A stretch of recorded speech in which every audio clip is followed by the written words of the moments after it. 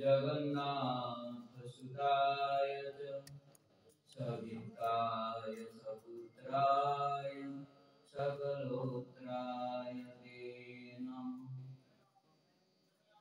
हे कृष्ण करुणा सिंधु दीनबंधु जगत्पते गोपीश गोपिका कांत राधाकांत नमस्तुते।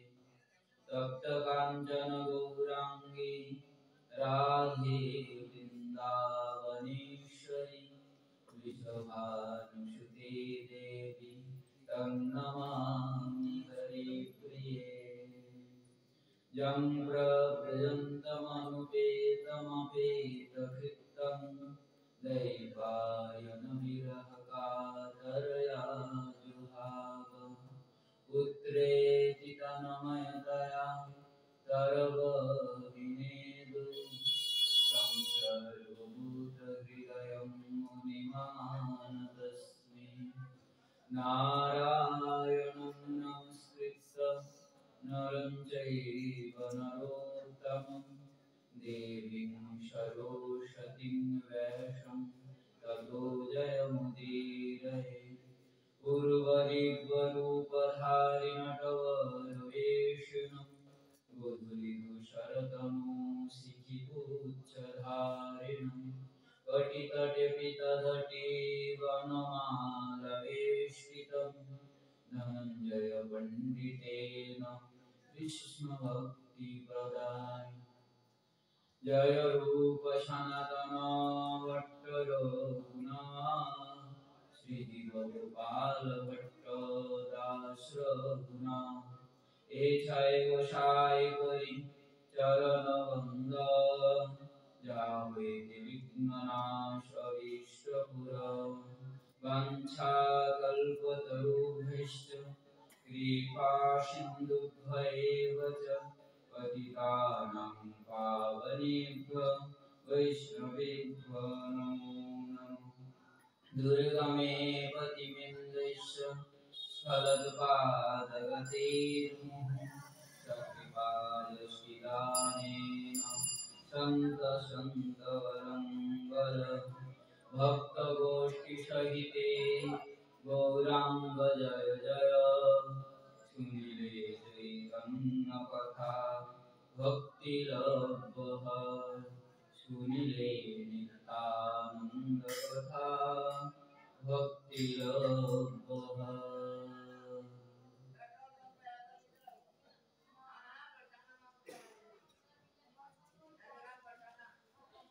ईश्वर आज्ञाये श्री अनंत राडे अवतीर्ण हईला नित्यानंदरा माघ मास शुक्ला त्रयोदशी शुभ दिने पद्मावती गर्भे एक नामे ग्रामे हड़ाई पंडित नामे शुद्ध विप्ररा मूले सर्वपिता जाने परिपिताव्या कृपा सिंधु भक्तगण प्राणबलरा अवतीर्ण हईला धरी नित्यानंदरा।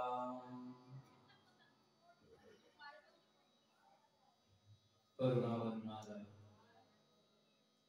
सर्वावतार सार शिरोमणि कलियुग पावन अवतार परम करुणा घन विग्रह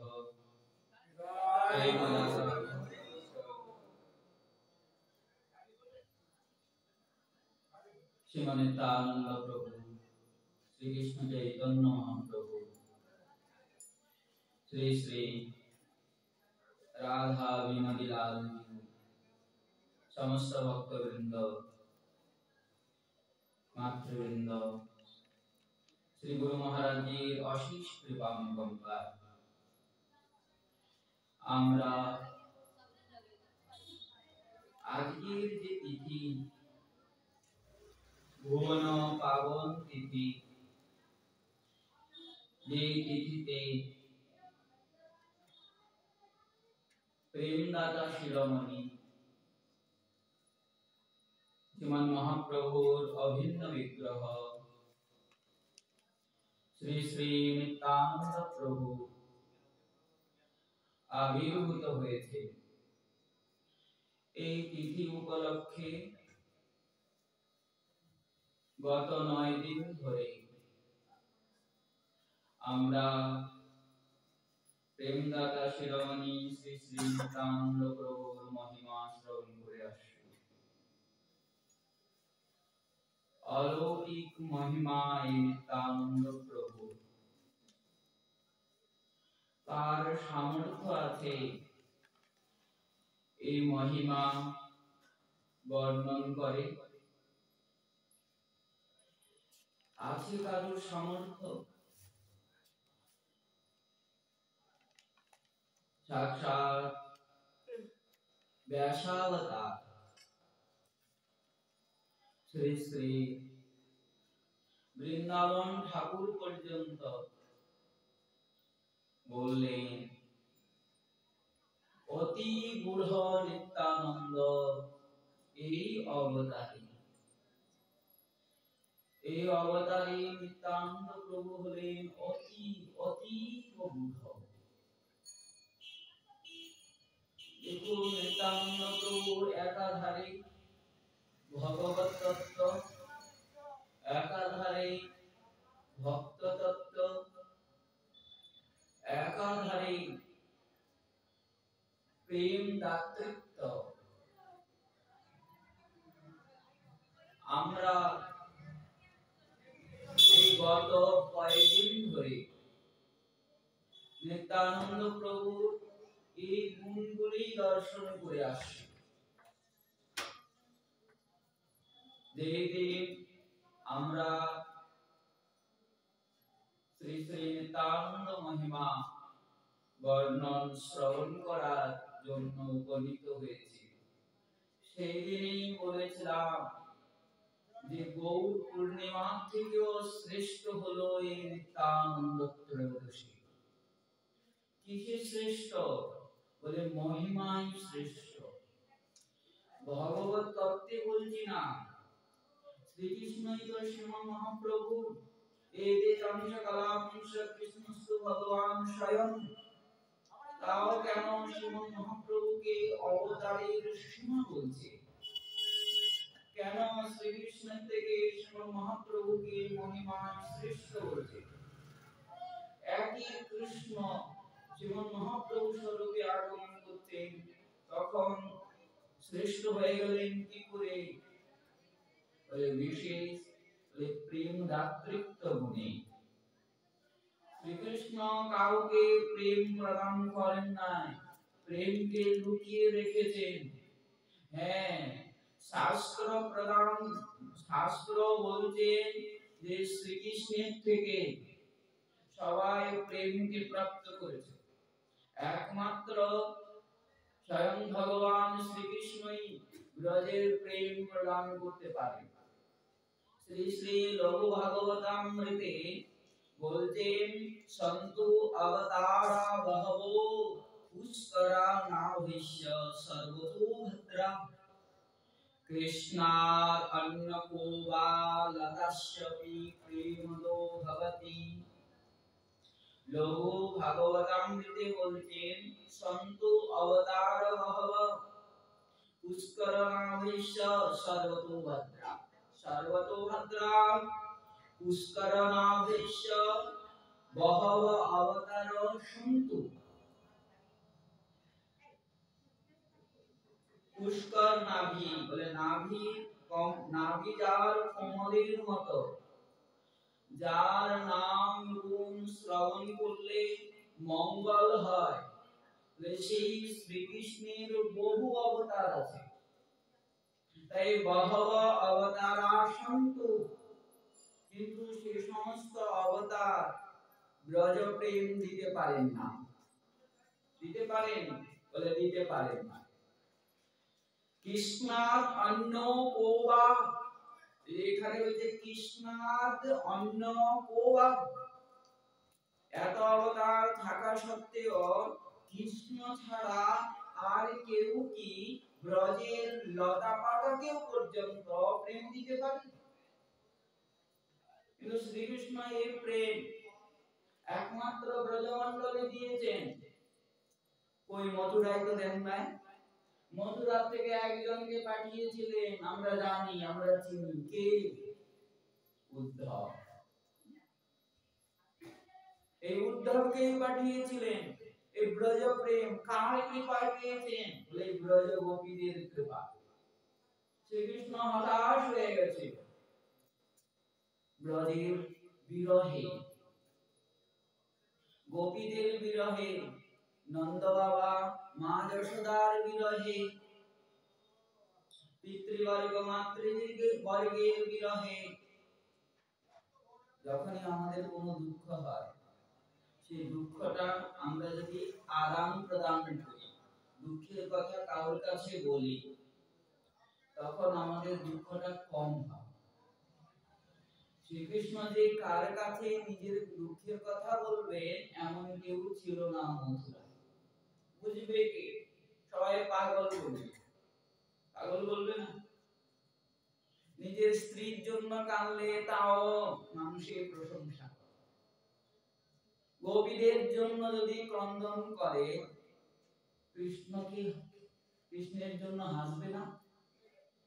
তাহলে এমন কেউ যার কাছে দুঃখ প্রকাশ করতে পারে, সেজন্যই তো উদ্ধবকে পাঠালেন ব্রজমণ্ডলে। গোপীদের কাছে দীক্ষা গ্রহণ করে, শিক্ষা গ্রহণ করে, প্রেম লাভ করে এসেছিল তো মাত্র একদিনের জন্য, থেকে গেল 6 মাস পর্যন্ত। 6 মাস পর্যন্ত শিক্ষা লাভ করে মথুরায় যে কৃষ্ণের নিত্য সঙ্গী হলেন, ব্রজ সঙ্গী হলেন। এর দ্বারা প্রমাণিত করছেন ব্রজের প্রেম খালি ব্রজেই দিয়ে গেছে, মথুরা দ্বারকা আদিতে কাউকে দেন নাই। হ্যাঁ, শাস্ত্র বলছেন কৃষ্ণার অন্য কোবা লতাস্বতি প্রেমত ভবতি। কবিরাজ গোসাই পাদ বলছেন যুগ ধর্ম প্রবর্তন হয় অংশ হইতে। যুগের যে ধর্ম, সত্য যুগের যে ধর্ম, তপস্যা, ত্রেতার যে যজ্ঞ, দ্বাপর যুগের যে অর্চনা, কলি যুগের যে হরি সংকীর্তন, এই যুগাবতার থেকে হয়ে যায়। কিন্তু ব্রজের প্রেম আমাবিনা অন্যে নারে ব্রজ প্রেম দিতে। আমা ছাড়া অন্য কেউ ব্রজের প্রেম দিতে পারে না, দেয় না, দেয় না। আরো বলছেন এই কবিরাজ গোস্বামী পাদি চৈতন্য চরিতামৃতে, কৃষ্ণ যদি ছুটে ভক্তে ভক্তি মুক্তি দিয়া প্রেম ভক্তি না দেন, কারে রাখেন লুকাইয়া। শ্রীকৃষ্ণের কাছে বা শ্রীকৃষ্ণের ভজন করবে, সর্বপ্রথম কৃষ্ণ কি করেন? বলে ভক্তির লোক দেখায়। যখন ভক্তি দেয় না তখন মুক্তির লোক দেখায়, যখন মুক্তি দেয় না তখন ভক্তি দেয়। নিজেদের গণকে পর্যন্ত দিল না। শ্রীমদ্ ভাগবতে পঞ্চম স্কন্ধে ষষ্ঠ অধ্যায়ে স্বয়ং সুখদেব গোস্বামী পাদ পরীক্ষিত মহারাজকে বলছেন, রাজং পতি গুরুরাদং ভবতাম যদুনাং দৈবং প্রিয় কুলপতি কচ কিঙ্করোব অসীবং ভগবান ভজতাম মুকুন্দ মুক্তিং দদাতি করিচিৎ স্মন ভক্তি যোগং। নিজ জল পাণ্ডবদেরকেও দিচ্ছেন না, যদুবংশীদেরকেও দিচ্ছেন না, ভক্তকেও দিচ্ছেন না। কি দেন শেষে? বলে মুক্তি দিয়ে আর নিজে কেটে পড়তে চান। মুক্তি দদাতি করিচিৎ স্মন ভক্তি যোগ।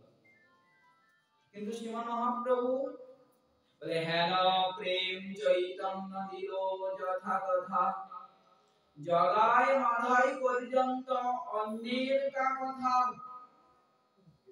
এই গুণে শ্রীকৃষ্ণের থেকে শ্রীমান মহাপ্রভু মহিমায় শ্রেষ্ঠ হয়ে গেলেন। কৃষ্ণ যে প্রেমকে লুকিয়ে রেখেছিলেন, সেই কৃষ্ণই যখন মহাপ্রভু রূপে আসলেন, অবিচারে দিলেন, অবিচারে দিলেন। আর শাস্ত্রে নিজের কৃষ্ণের থেকে কৃষ্ণের ভক্ত শ্রেষ্ঠ করেছে।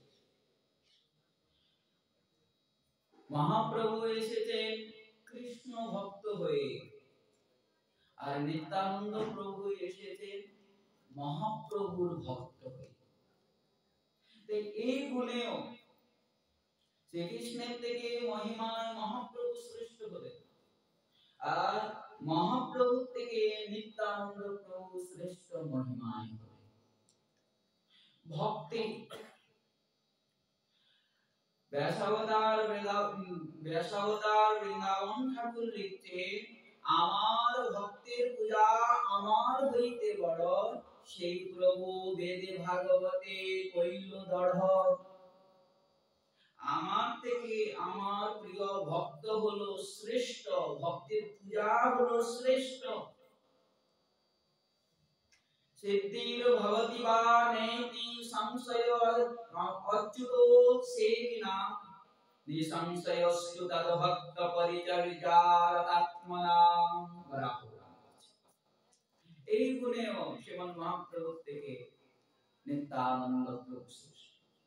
আর প্রেম দাতৃত্ব গুণ যদি দেখা হয়, শ্রীমন মহাপ্রভু এমন প্রেম বন্যায় ভাষায় নাই জীবকে, যেরকম নিত্যানন্দ প্রভু ভাসিয়েছে।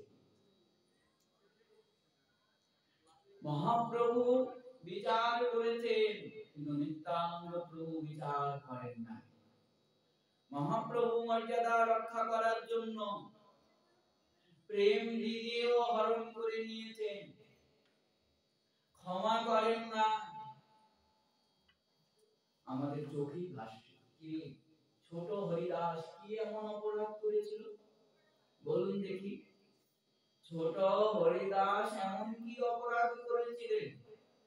এক বৈষ্ণবের আদেশে, এক ৩.৫ জন বৈষ্ণবের মধ্যে যে বৈষ্ণবী মাধবী দেবীর কাছ থেকে চাউল নিয়ে এসেছেন, এটাই অপরাধ হয়ে গেল। শ্রীমন মহাপ্রভু ত্যাগ করে দিলেন। কত নিবেদন করলেন, কত মিনতি করলেন, কত প্রার্থনা করলেন ভক্তগণ। দামোদরাদি পরমানন্দ পুরীতে পাঠালেন। পরমানন্দ পুরীতে শ্রীমন মহাপ্রভু কি বলছেন, গোসাই তুমি থাকো, আমি গেলাম আলাদা। ক্ষমাই করলেন না। হ্যাঁ, শ্রীমন মহাপ্রভু বৈরাগীদের শিক্ষার জন্য এই বিধান করেছেন, কিন্তু করেছেন তো হরিদাসকে তো ক্ষমা করেন না। সেই ছোট হরিদাস ১ বছর পরে ত্রিবেণীতে যে দেহ ত্যাগ করলেন মহাপ্রভুর চিন্তা করতে করতে। কিন্তু শ্রীমন নিত্যানন্দ প্রভু তো এমন নয়, উনি তো এমন কাউকে বাদ দেন না, মাথায় মাথা ফাটিয়ে দিয়েছে। শ্রীমন মহাপ্রভু বলছে, দিব না তোকে, তুই অপরাধ করেছিস আমার প্রিয় শ্রীবাদের চরণে, সে যদি ক্ষমা করে তারপর। মহাপ্রভু ক্ষমা করতে পারলেন না, দিলেন না, কিন্তু নিত্যানন্দ প্রভু আলিঙ্গন করে প্রেম প্রদান করলেন। আর মহাপ্রভুর প্রেম দান আর নিত্যানন্দ প্রভুর প্রেম দানের মধ্যে অনেক ভিন্ন। নিত্যানন্দ প্রভুর যে প্রেম দান, শ্রীমন মহাপ্রভু নিজেই তো পাঠালেন নিত্যানন্দ প্রভুকে।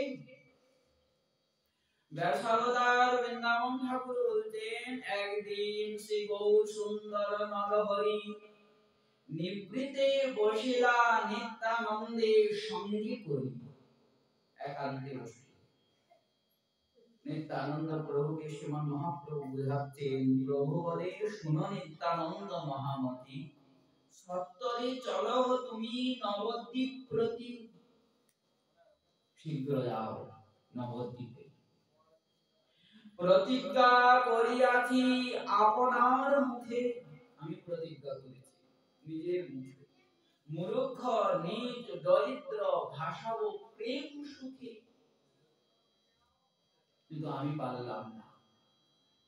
আমি সন্ন্যাস নিয়ে এখানে চলে আসলাম, আর তুমিও যদি এই সন্ন্যাসীর মতো মুনি ধর্ম অবলম্বন করে এখানে থেকে যাও, তাহলে তাদের কি অবস্থা হবে? সেই জীবদের উদ্ধার হবে কি করে? তুমিও থাকিলা যদি মুনি ধর্ম করি, আপন উত্তম ভাব সব পরিহরি। তুমি মুনি ধর্ম করে যদি থাকো আর নিজের সুখের চিন্তা করো, আমার কাছে তুমি থাকলে তোমার সুখ হবে। আর তুমি যদি গৌড়ে যেয়ে নবদ্বীপে যেয়ে প্রেম প্রদান করো, এটা আমার সুখ হবে। আর তুমি যদি এখানে থেকে দাও, তাদেরকে উদ্ধার করবে কে? তবে মূর্খ নির্যত পতিত সংসার, বলো দেখি আর কে বা করিব উদ্ধার? তোমার ছাড়া তো দ্বিতীয় কাউকে দেখছি না। তুমি তো প্রেম দাতা শিরোমণি, ভক্তির দাতা তুমি, তুমি সম্বরিলে তবে অবতার বাকি নিমিত্তে করিলে। তুমি ভক্তি রসদাতা, প্রেম দাতা। মহাপ্রভু বলছে পূর্ণ দায়িত্ব আমার মহাপ্রভু নিত্যানন্দ প্রভুর হাতে দিয়েছেন। মহাপ্রভুও পারতেন, আমি এজন্য বলছি না, মহাপ্রভু পারতেন, কিন্তু দায়িত্ব নিত্যানন্দ প্রভুর হাতে দিয়েছেন। কি করবেন? ইষ্টদেবের আদেশ, নিজের সমস্ত সুখকে লুকিয়ে নিত্যানন্দ প্রভু আগমন করলেন গৌড় দেশে। এ থেকে আমার বাক্য যদি সত্য চাও, তবে অবিলম্বে তুমি গৌড় দেশে যাও। আজ্ঞা পায় নিত্যানন্দ চন্দ্র ততক্ষণে, চলিলেন গৌড় দেশে লই নিজ গণে। নিত্যানন্দ প্রভু নিজ গণদেরকে নিয়ে গৌড় দেশের উদ্দেশ্যে রওনা দিলেন। সর্বপ্রথম নিত্যানন্দ প্রভু কি করলেন? নিজের পার্শ্বদেরকে প্রেম প্রদান করে নিজের মতো বানালেন। একলা তো সম্ভব নয় এই বৃহৎ গৌড় দেশকে প্রেম বন্যায় ভাসানো। কি করলেন? সর্বপ্রথম নিজের পার্শ্বদেরকে নিজের মতো বানালেন প্রেম প্রদান করে।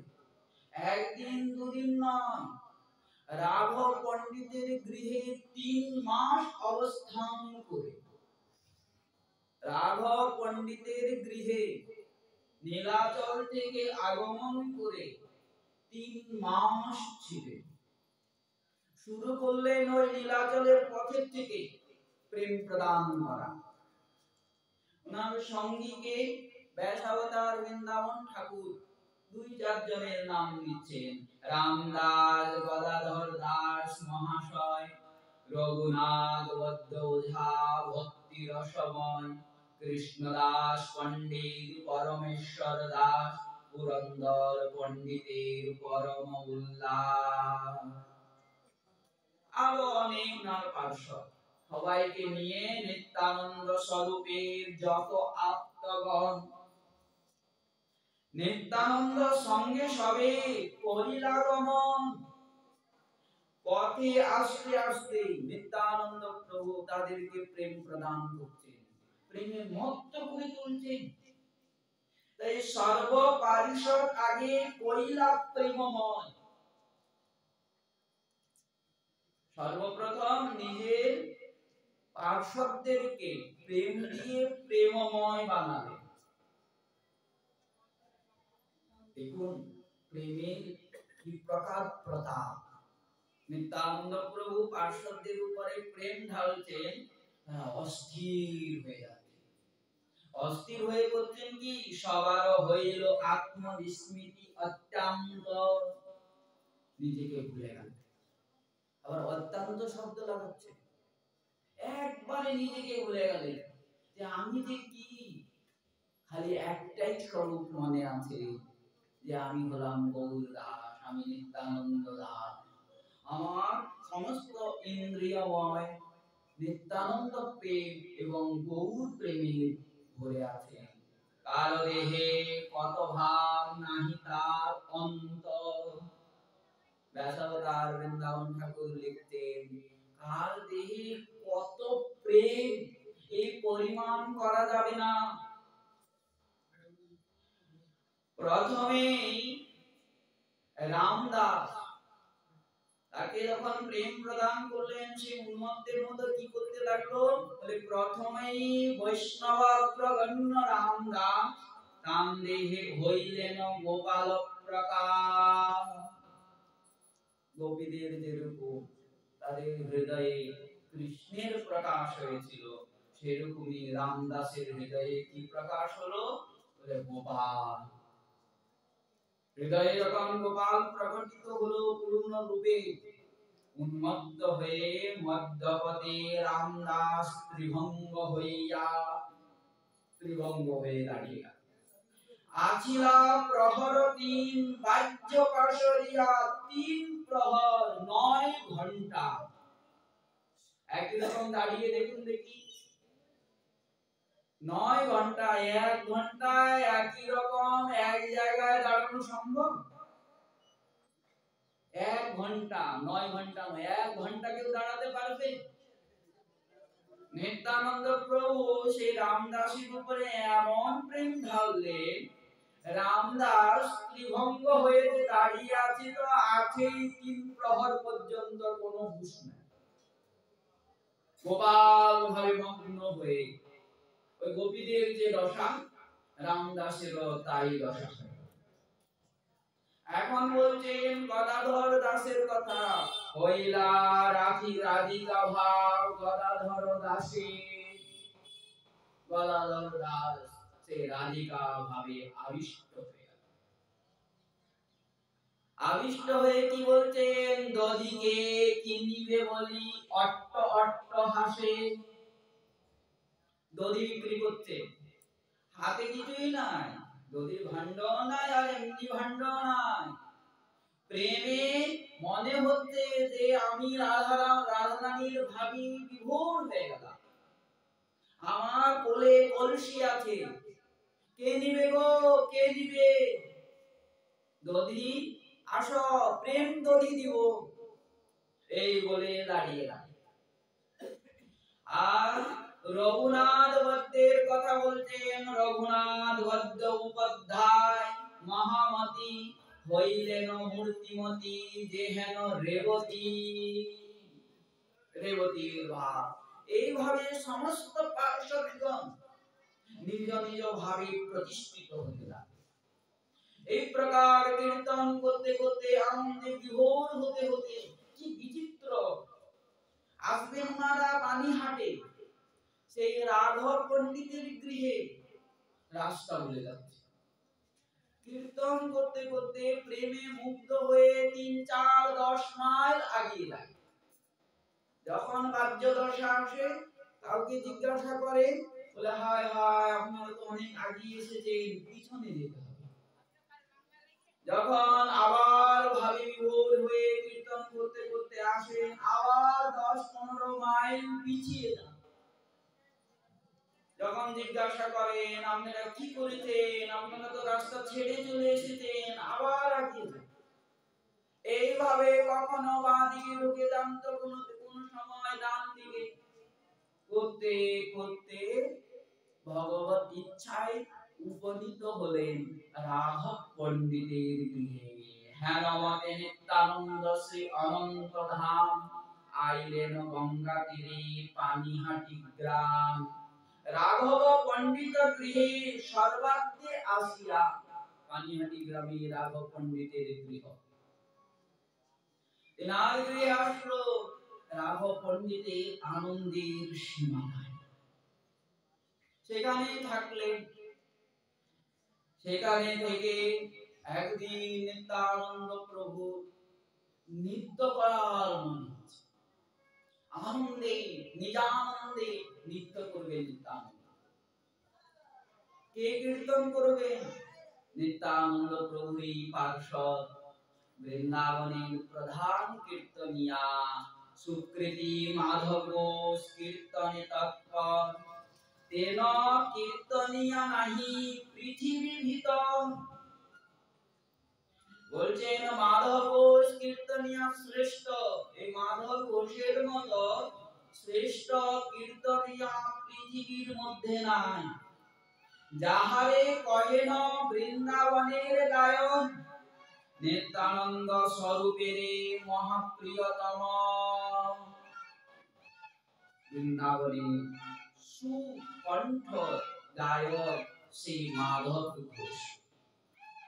নিত্যানন্দ প্রভু খুব ভালোবাসে।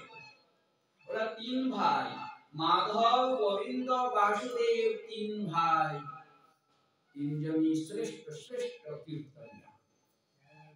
তারাই কীর্তন শুরু করলেন। গাইতে লাগিলা নাতে ঈশ্বর নিতম। তারা যখন কীর্তন শুরু করলো, নিত্যানন্দ প্রভু স্বয়ং নৃত্য করতে লাগলেন। সে কি নৃত্য! পৃথিবী টলমল টলমল করছে, পৃথিবী পর্যন্ত পুলকিত হয়ে যাচ্ছে, পৃথিবী আনন্দে বিভোর হয়ে যাচ্ছে। হেন সে নাচে অবধূত মহাবল, পদ ভরে পৃথিবী করয়ে টলমল। নিত্যানন্দ প্রভু পদের আঘাতে বা পদে চরণের ভরে ভারে পৃথিবী টলমল টলমল করতে থাকে। নিত্যানন্দ প্রভু নৃত্য করতে করতে পূর্ণ প্রেমময় হয়ে গেলেন। সব পার্শ্বদগণ নৃত্য করতে। এখান থেকেই তো শুরু করবেন প্রেম প্রদান করার লীলা। এতদিন মহাপ্রভুর আশ্রয়ে প্রেম দিচ্ছিলেন, এখন শ্রীমন মহাপ্রভু নিত্যানন্দ প্রভুর হাতে পূর্ণ দায়িত্ব দিয়েছেন। এখন নিত্যানন্দ প্রভু নিজের বিচারে, নিজের শৈলীতে জগতে প্রেম প্রদান করবে। এখানে ব্যাসাবতার বৃন্দাবন ঠাকুর বলছেন, পরিপূর্ণ প্রেম রসময় নিত্যানন্দ সংসার তারিতে করিলেন শুভারম্ভ। জয় জয় শ্রী রাধে শ্যাম নিতাই গৌর হরি।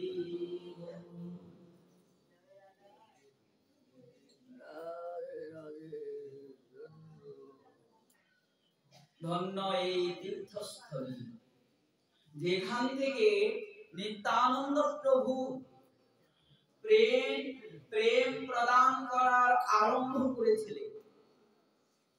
ধন্য সেই পানিহাটি গ্রাম।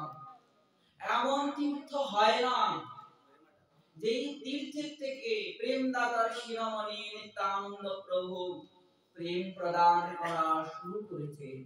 ধন্য সেই রাঘব পণ্ডিতের গৃহ, সেখানে যে প্রণাম করতে হবে, প্রার্থনা করতে হবে, কৃপা করো হে প্রেমদাতা শিরোমণি নিত্যানন্দ প্রভু, যেই প্রেম তুমি জগৎকে প্রদান করেছ পূর্ণ নয়, তার এক বিন্দু আমাদেরকে দাও। প্রার্থনা করতে হবে, মিলবে, অবশ্যই মিলবে। লীলা নিত্য অদ্যাপিও লীলা করে গৌরাঙ্গরা। কোন কোন ভাগ্যবান দেখিবারে পায়, এখনো লীলা করেন গৌর হরি। এখনো ব্রজমণ্ডলে লীলা হয়, কোন কোন ভাগ্যবান দর্শন পান করছে।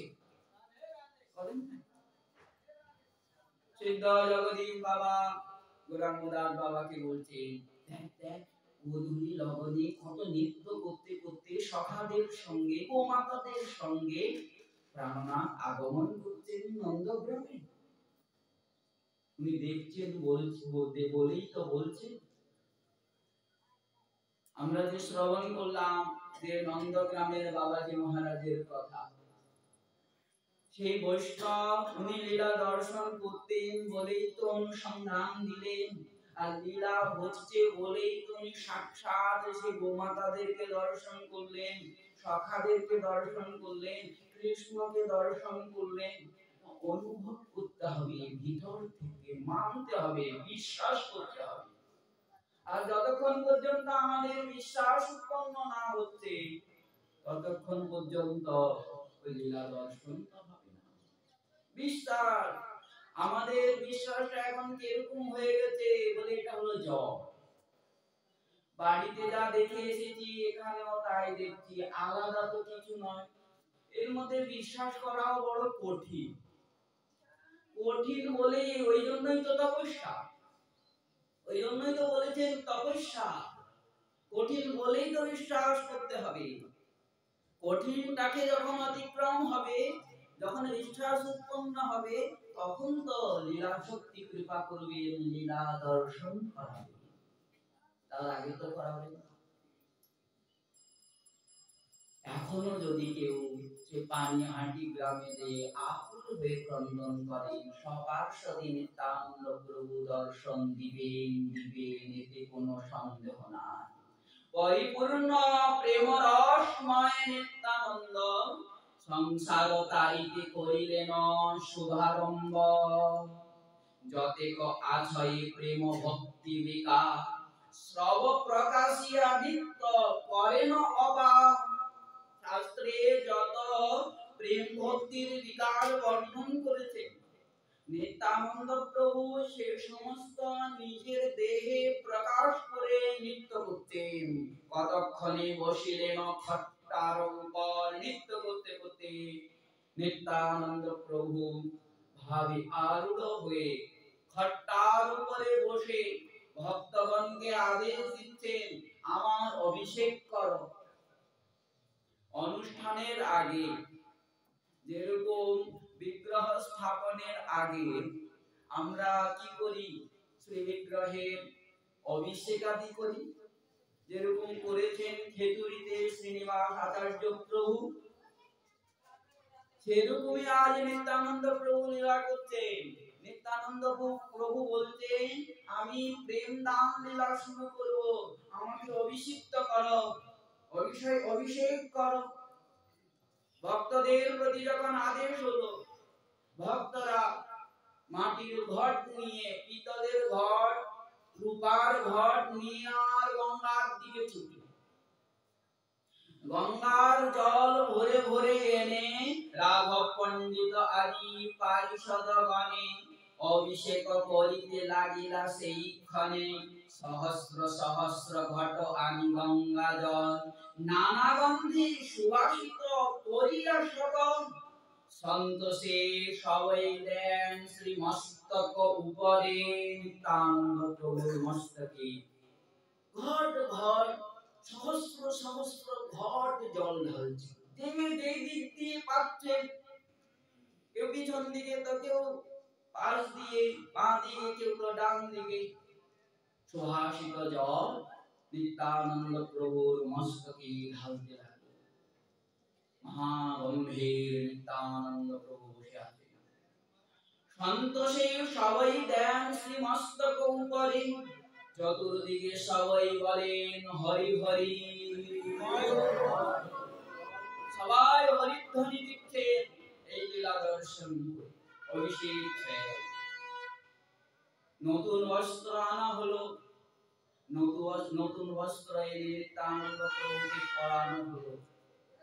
চন্দন দিলেন, নানা রকমের অলঙ্কারে অলঙ্কৃত করলেন নিত্যানন্দ প্রভুকে।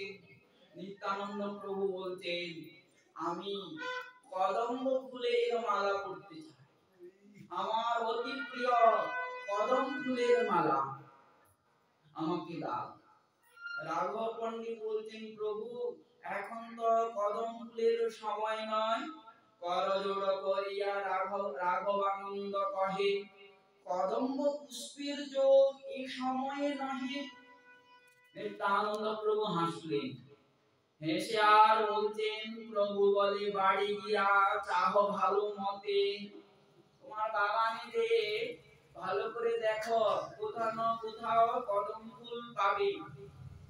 কদাচিৎ ফুটিয়া বা থাকে কোন স্থানে। প্রভুর আদেশ, রাঘব পণ্ডিত বাড়ির বাগানে গিয়ে যখন দেখলেন, কি দেখলেন? বাড়ির ভিতরে গিয়া চাহেন রাঘব, বিস্মিত হইলা দেখি মহা অনুভব। বিস্মিত হয়ে গেলেন, আশ্চর্য হয়ে গেলেন। কোন দিকে তাকালেন? বলে জাম্বরীর বৃক্ষে সব কদম্বের ফুল। অচিন্ত হলো। জাম্বরী মানে ওই যে বড় বড় লেবু, বাতাবি। আমি আর বাঙালি হইতো, আমি উড়িষ্যাবাসী, ওই জন্য অনেক শব্দ জানি না। তাই বাতাবি লেবু, ওর মধ্যে আবার কদম ফুল হয়, ওর মধ্যে আবার কদম ফুল হয়। এইটাই তো অলৌকিক লীলা, এইটাই তো অচিন্ত লীলা। অসম্ভবকে ও সম্ভব করে, এইটাই তো লীলা। ও অবাক হয়ে গেলেন রাঘব পণ্ডিত। জাম্বরীর বৃক্ষে সব কদম্বের ফুল, ফুটিয়া আছয় অতি পরম অতুল। দেখছেন, ভরে আছে।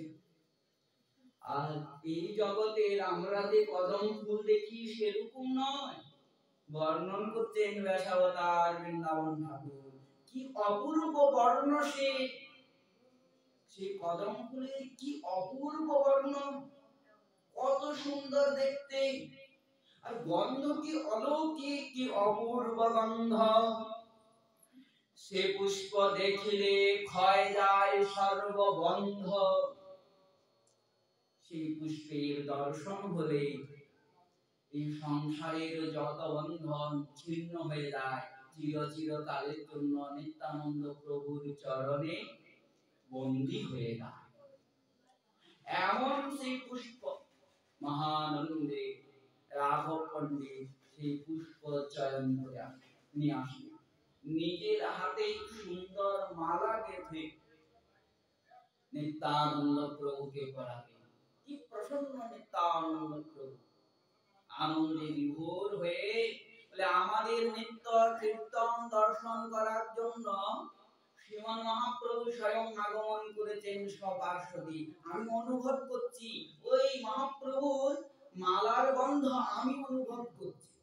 ভক্তগণ বলছে না, আমরাও অনুভব করছি। বসে আছেন সে স্বর্ণ সিংহাসন, নিত্যানন্দ প্রভুর জন্য স্বর্ণ সিংহাসন আনা, সেই সিংহাসনে নিত্যানন্দ প্রভু বসে আছে। এই কহি হরি বলি করয়ে হুঙ্কার, সর্বদিকে প্রেম মিষ্টি করিলা বিস্তার। প্রভুর আগমন হয়েছে এই কথা বলে নিত্যানন্দ প্রভু হুঙ্কার করে উঠলেন। হুঙ্কার করে যখন নেত্র খুললেন, সেই নেত্র থেকে কি বের হচ্ছে? বলে প্রেমের বন্যা বের হচ্ছে। এই প্রেমের বন্যায় সবাইকে ভাসিয়ে দিচ্ছেন। তাই সর্বদিকে প্রেম বৃষ্টি করিলা বিস্তার। নিত্যানন্দ স্বরূপের প্রেম বৃষ্টি পাতে সবাই সবার হইল আত্ম বিস্মৃতি দেহেতে। চোখের থেকে যে অশ্রু প্রবাহিত হচ্ছে, এই অশ্রু নয়, সাধারণ জল নয়, এই গৌর প্রেম তার বর্ষা হচ্ছে। মহাপ্রভুর নেত্রের থেকে যে অশ্রু, তার পিছারির কথা বলতেন, আর এখানে বলতেন বৃষ্টির মতো সবাই গায়ে যে পড়ছে, সবাই গায়ে পড়ছে। আর যার গায়ে পড়ছে সে নিজেকে ভুলে যাচ্ছে। আর নিজেকে ভুলাই তো ভজন। এত হরির নাম, এত নিয়ম কিসের জন্য? বলে নিজেকে ভুলা। নিজেকে ভুলতে হবে তো, আমি গোবিন্দ দাস, আমি কৃষ্ণ দাস। আমরা যে নামটা নিয়েছি, এই দেহের নাম, এই দেহকে, এই দেহের নামকে তো ভুলতে হবে। যতক্ষণ পর্যন্ত আমরা এই দেহকে, দেহের নামকে না ভুলতে পারবো, ততক্ষণ পর্যন্ত আমরা সত্যি কৃষ্ণ দাস, গৌর দাস, নিত্যানন্দ দাস, অদ্বৈত দাস হতে পারবো না। ওই জন্যই তো সংকেত দিচ্ছেন সবার হইল আত্মবিস্মৃতি দেহেতে, যে আমি এই দেহ। আমরা বলি না আমি যাচ্ছি, আরে বাবা তোমার দেহটা যাচ্ছে, আমি কোথায় যাচ্ছি? বলে আমি খাচ্ছি, অন্ন আবার আত্মা খায়? শুনেছেন কোনদিন অন্ন খায় আত্মা? আত্মা তো খায় না। কে খায়? ওই দেহের জন্য মন গ্রহণ করে, জিহ্বাটা। দেহের জন্য ক্ষুধাটা লাগে মনে, ক্ষুধাটা লাগে মনে। যদি আপনার মন ইন্দ্রিয়, এই উদর ইন্দ্রিয়ের মধ্যে যদি নিবিষ্ট না থাকে, তাহলে ক্ষুধা কোনোদিন লাগবে না। আমি শুনেছি যে কারুর যদি খুব জোরে শৌচ লেগেছে, সে যদি ভুলে যায় যে আমার শৌচ লাগে না, এটা যদি মনে করে, বলে তার শৌচ লাগবে না। আরো কারুর হাত কেটে গেছে, যেতে যেতে হাত কেটে গেছে, তার কোনো হুঁশ নাই। কেউ একজন দেখলে, তোমার হাতটা যে কেটে গেল, এই যে রক্ত বের হচ্ছে, তখন ব্যথাটা শুরু। ওই আগে তো ব্যথাটা শুরু হলো না। যখনই কেটে গেছে তখন তো বুঝে যাওয়া দরকার ছিল, তখন তো বুঝলো না। যেরকম ডাক্তাররা যে কেটে কি অপারেশন নাকি বলে, তারপরে তার আগে যে অবশ করিয়ে দেয়, তখন তো বুঝতে পারে না। বলছে ওই সুয়ের দ্বারা মনের সঙ্গে যে সংযোগ, ওই সংযোগটা আলাদা করে দেয়, তখন আর বুঝতে পারে না।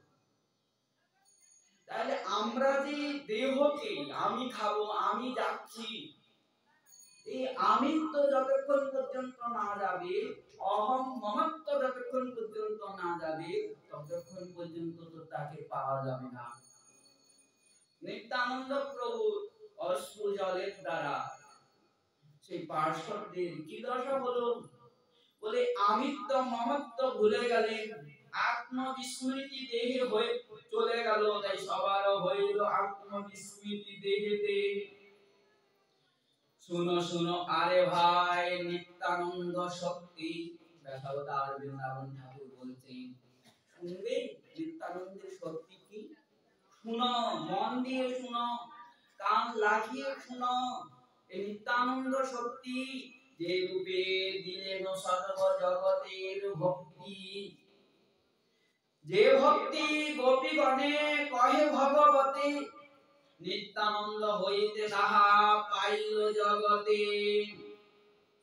যে ভক্তি গোপীগণে কহে ভাগবতে, শ্রীমদ্ ভাগবত বর্ণন করছেন যে ব্রজ ভক্তির কথা, গোপীদের ভক্তির কথা, যে দুর্লভ, যে ভক্তি কামনা করেছে স্বয়ং উদ্ধব, যে ভক্তি ভক্তি নয়, যে ব্রজমণ্ডলে একটা তৃণকণা হওয়ার জন্য ব্রহ্মা কামনা করেছিলেন, একটা সেই যমুনা তীরে পাথর হওয়ার জন্য কামনা করেছিলেন,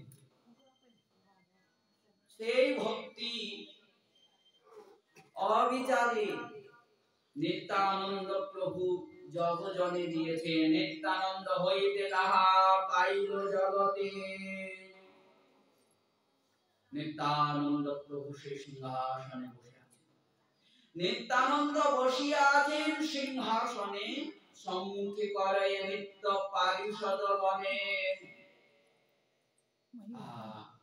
নিত্যানন্দ প্রভু সিংহাসনে বসে আছে, সামনে ওনার পারিষদ গণ বাহু তুলে নৃত্য করছেন। কেহ গিয়া বৃক্ষের উপর এমন প্রেম দান করেছেন নিত্যানন্দ প্রভু, তারা এমন আত্মবিস্মৃতি হয়ে গেছে তাদের, আর স্থির রাখতে পারছেন না। নৃত্য করতে করতে এমন আকুল হয়ে গেছে। কেহ গিয়া বৃক্ষের উপর ডালে চড়ে, এত অস্থির হয়ে গেছে, এত পাগলের মতো হয়ে গেছে, এত উন্মত্তের মতো হয়ে গেছে। নৃত্য করতে করতে ছুটে যেয়ে বৃক্ষের উপরে চলে গেল। বৃক্ষের উপরে কি মোটা ডালে নয়, সরু ডালে। বলে সরু ডালে নয়, পাতায় পাতায় হাঁটছেন, পাতে পাতে বেড়ায়, তথাপি নাহি পড়ে। পাতার উপরে এত এত বড় শরীর নিত্যানন্দ প্রভুর মতো সেই পার্শ্বদের শরীর, পাতায় পক্ষী পর্যন্ত দাঁড়ালে সেই পাতা ভেঙে যাবে বা পাতার থেকে পড়ে যাবে। পিঁপড়া তো অবশ্যই নয়, মাছি তো অবশ্যই নয়, মশা তো অবশ্যই নয়, মনুষ্য শরীরে এসেছে, যাদের পদভরে পৃথিবী পর্যন্ত টলমল করে। সেই পার্শ্বদগণ বৃক্ষের পাতার উপরে উপরে হাঁটছেন, তাও পড়ছে না।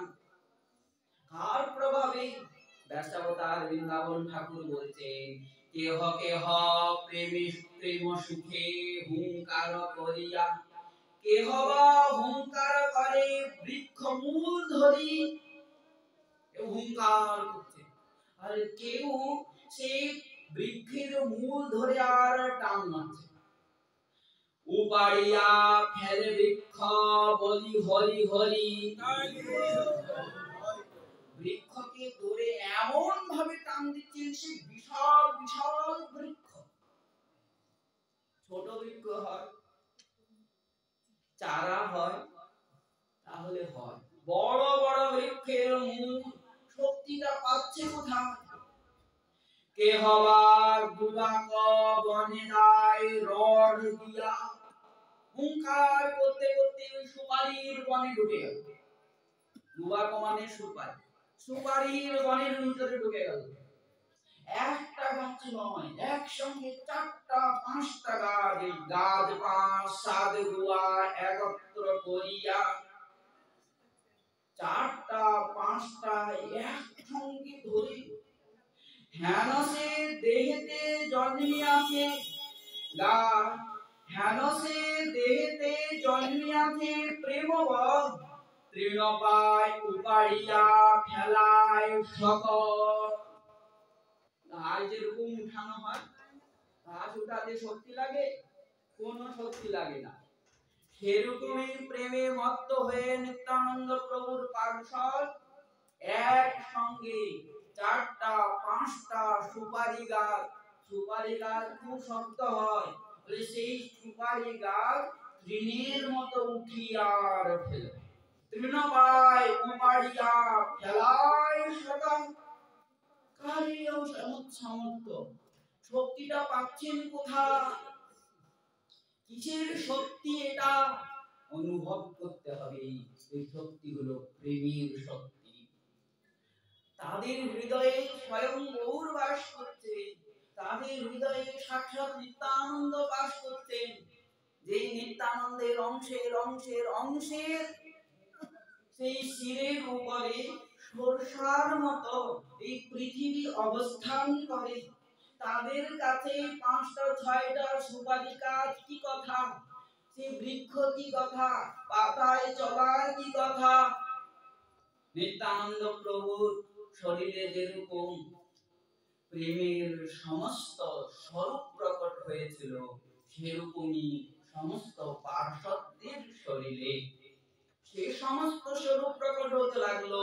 অশ্রুকম্প স্তম্ভ ধর্ম পুলক হুঙ্কার, সরভঙ্গ বৈবর্ণ গর্জন সিংহসার, শ্রী আনন্দ মূর্ছাদি যত প্রেম ভাব, ভাগবতী কহে যত কৃষ্ণ অনুরাগ, সবার শরীরে পূর্ণ হইল সকল, হেন নিত্যানন্দ স্বরূপের প্রেম বল। সব একসঙ্গে। এমনি সাধকদের একটা একটা দেখা যায়, বা একসঙ্গে 2টা দেখা যায়, 3টা দেখা যায়, একসঙ্গে অষ্টসাত্ত্বিক বিকার দেখা যায় না, একমাত্র প্রভুতেই দেখা যায়। কিন্তু নিত্যানন্দ প্রভু এমন ভাবে পার্শ্বদের উপরে সেই প্রেম ঢেলেছে, প্রেমে এত তন্ময় করে দিয়েছেন, একসঙ্গেই সেই অভিন্ন বিগ্রহ সে পার্শ্বদগণের মধ্যে প্রেমের বিকার দেখা দিল। সবার শরীরে পূর্ণ হইল সকল, হেন নিত্যানন্দ স্বরূপের প্রেম বল, যত পারিষদ নিত্যানন্দের প্রধান, সবাতে হইল সর্বশক্তি অধিষ্ঠান। নিত্যানন্দ প্রভুর কৃপায় নিত্যানন্দ প্রভুর যত পার্শ্বদ, নিত্যানন্দ প্রভুর মধ্যে যে সমস্ত শক্তি আছে সে সমস্ত শক্তি অধিষ্ঠিত হল। সব পার্শ্বদগণ নিত্যানন্দ শক্তিকে প্রাপ্ত করবে। সর্বজ্ঞতা কি কি গুণ বলছেন? সর্বজ্ঞতা, বাক সিদ্ধি হইল সব। একমাত্র প্রভুই সর্বজ্ঞ। সাধক সামনে যে দাঁড়িয়ে আছে তার মনে কি চলছে, তার ভূতে কি হয়েছে, বর্তমানে কি হচ্ছে, ভবিষ্যতে কি হবে, এটা বলতে পারে। একমাত্র ঈশ্বরের মধ্যে সামর্থ্য সর্বভূতের জীবের ভূত ভবিষ্যৎ অবগত হওয়া, জানা। একমাত্র ঈশ্বরের মধ্যে সামর্থ্য। সেই শক্তি নিত্যানন্দ প্রভু পার্শ্বদের মধ্যে দিয়ে দিলেন। সর্বজ্ঞতা, বাক সিদ্ধি হইল সবা। সবে হইলেন যেন কন্দর্প আকাম প্রকাশ রূপে কি হয়ে গেলেন আমরা সবাই জানি। নরোত্তম ঠাকুর মহাশয় যখন জন্মগ্রহণ করেন তিনি তখন শ্যামবর্ণ ছিলেন। শ্যামবর্ণ ছিলেন। শ্রীমন মহাপ্রভু পদ্মায় নিত্যানন্দ প্রেম রেখে গেছেন। নরোত্তম ঠাকুর মহাশয় আবির্ভাব হয়ে নিত্যানন্দ প্রভুর স্বপ্নাদেশে পদ্মায় যখন স্নান করলেন, পদ্মা দেবী প্রকটিত হয়ে নিত্যানন্দ প্রেম যখন নরোত্তমের উপরে প্রদান করলেন, সেই নরোত্তম শ্যামবর্ণ নরোত্তম গৌরবর্ণ হয়ে গেল। কাঁচা সোনার মতো নরোত্তম হয়ে গেল। এখানেও তাই নিত্যানন্দ প্রভু যখন নিজের পার্শ্বদেরকে প্রেম প্রদান করলেন, সেই প্রেমে তাদের অঙ্গকান্তি উজ্জ্বলাতি উজ্জ্বল, পরম উজ্জ্বল হয়ে গেল। কন্দর্পের মতো কন্দর্প বিনিন্দিত রূপকে প্রাপ্ত হইল। সবে হইলেন যেন কন্দর্প আকার। সবে যারে পরশ করেন হস্ত দিয়া। নিত্যানন্দ প্রভু যেরকম যাকে দেখেন সেই প্রেমে মত্ত হয়ে যায়, যাকে স্পর্শ করেন তার আর নিজের দেহাবেশ কেন অস্থির হয়ে যায়, সেরকমই নিত্যানন্দ প্রভুর পার্শ্বদরাও যাকে দেখেন, যাকে স্পর্শ করেন তারা উন্মত্ত হয়ে যায় প্রেমে। সবে যারে পরশ করেন হস্ত দিয়া, সেই হয় বিভল সকল পার্শ্বদিয়া। এই মত পানিহাটি গ্রামে ৩ মাস করে নিত্যানন্দ প্রভু ভক্তির বিলাস। ৩ মাস অবধি অবস্থান করে নিত্যানন্দ প্রভু সেই পার্শ্বদেরকে নিজের মতো বানালেন, যাতে এমন জাল বিছাবো যে একবারে পূর্ণ গৌড় দেশকে প্রেমে ভাসিয়ে দিল। আরো বললেন ব্যাসাবতার বৃন্দাবন ঠাকুর, এক সেবকের নিত্যে হেন রঙ্গ। যখন নিত্যানন্দ প্রভুর এক সেবক নৃত্য করে তখন এমন রঙ্গ হয়। বলে রঙ্গটা কি? বলে চতুর্দিকে দেখি যেন প্রেমবন্যময়। কোন কথা যেটা নিত্যানন্দ প্রভু দর্শনে হচ্ছিল, এখন নিত্যানন্দ প্রভুর পার্শ্বদের দর্শনে হচ্ছে। এক নিত্যানন্দ প্রভুর পার্শ্বদ যদি নৃত্য করেন, সেই নৃত্যের রঙ্গ কি? যেন মনে হচ্ছে প্রেম বন্যা প্রবাহিত হচ্ছে। চতুর্দিকে দেখি যেন প্রেম বন্যা। কিরকম প্রেম বন্যা? তার বিস্তার কি বলছেন? মহাধরে পড়ে যেন কদল কবল। নৃত্য করছেন নিত্যানন্দ পার্শ্বদ, আর প্রেমে সমস্ত প্রজা মনুষ্য কিভাবে করছে? বলে যেরকম ঝড়ে বিশাল কলা গাছের বাগান ভেঙে পড়ে যায়, সেরকম করছে। বলছেন মহাধরে পড়ে যেন কদল কবল। এই মত প্রেম প্রেম সুখে পড়ে সর্বজন। আপনে যে হেন মহাপ্রভু নিত্যানন্দ সেই মত করিলেন সর্বভক্ত বৃন্দ। পরিষ্কার ব্যাসাবতার বৃন্দাবন ঠাকুর এই শব্দ প্রয়োগ করে, না হলে সন্দেহ আসতো যে নিত্যানন্দ প্রভুর ভক্ত আবার নিত্যানন্দ প্রভুর মতো কি করে হবে, তা অসম্ভব।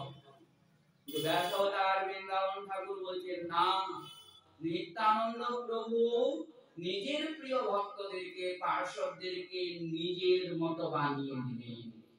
আপনে যে হেন মহাপ্রভু নিত্যানন্দ সেই মতো করিলেন সব সর্বভক্ত বৃন্দ। নিরবধি শ্রীকৃষ্ণ চৈতন্য সংকীর্তন করেন লইয়া ভক্তগণ। নিরবধি নিজে কৃষ্ণ সংকীর্তন করেন, সবাইকে নিয়ে করান, এইভাবে প্রেম দান দিলেন। নিত্যানন্দ প্রভু যখন প্রেম প্রদান করছেন, সে অলৌকিক সে প্রেম দান। ইচ্ছা করলে নিত্যানন্দ প্রভু অলংকার পরিধান করবেন, সেবক অলংকারগণ আবির্ভূত হলেন, নিত্যানন্দ প্রভুর শরীরে আরূঢ় হলেন, সমস্ত অলংকারে ভূষিত হলেন নিত্যানন্দ প্রভু। সমস্ত অলংকারে ভূষিত হয়ে পার্শ্বদেরকে নিয়ে জীব উদ্ধার লীলা শুরু করলেন। সেই দিকে চাহেন দুই কমল নয়নে, সেই দিকে প্রেম বরষী ভাসে সর্বজনে।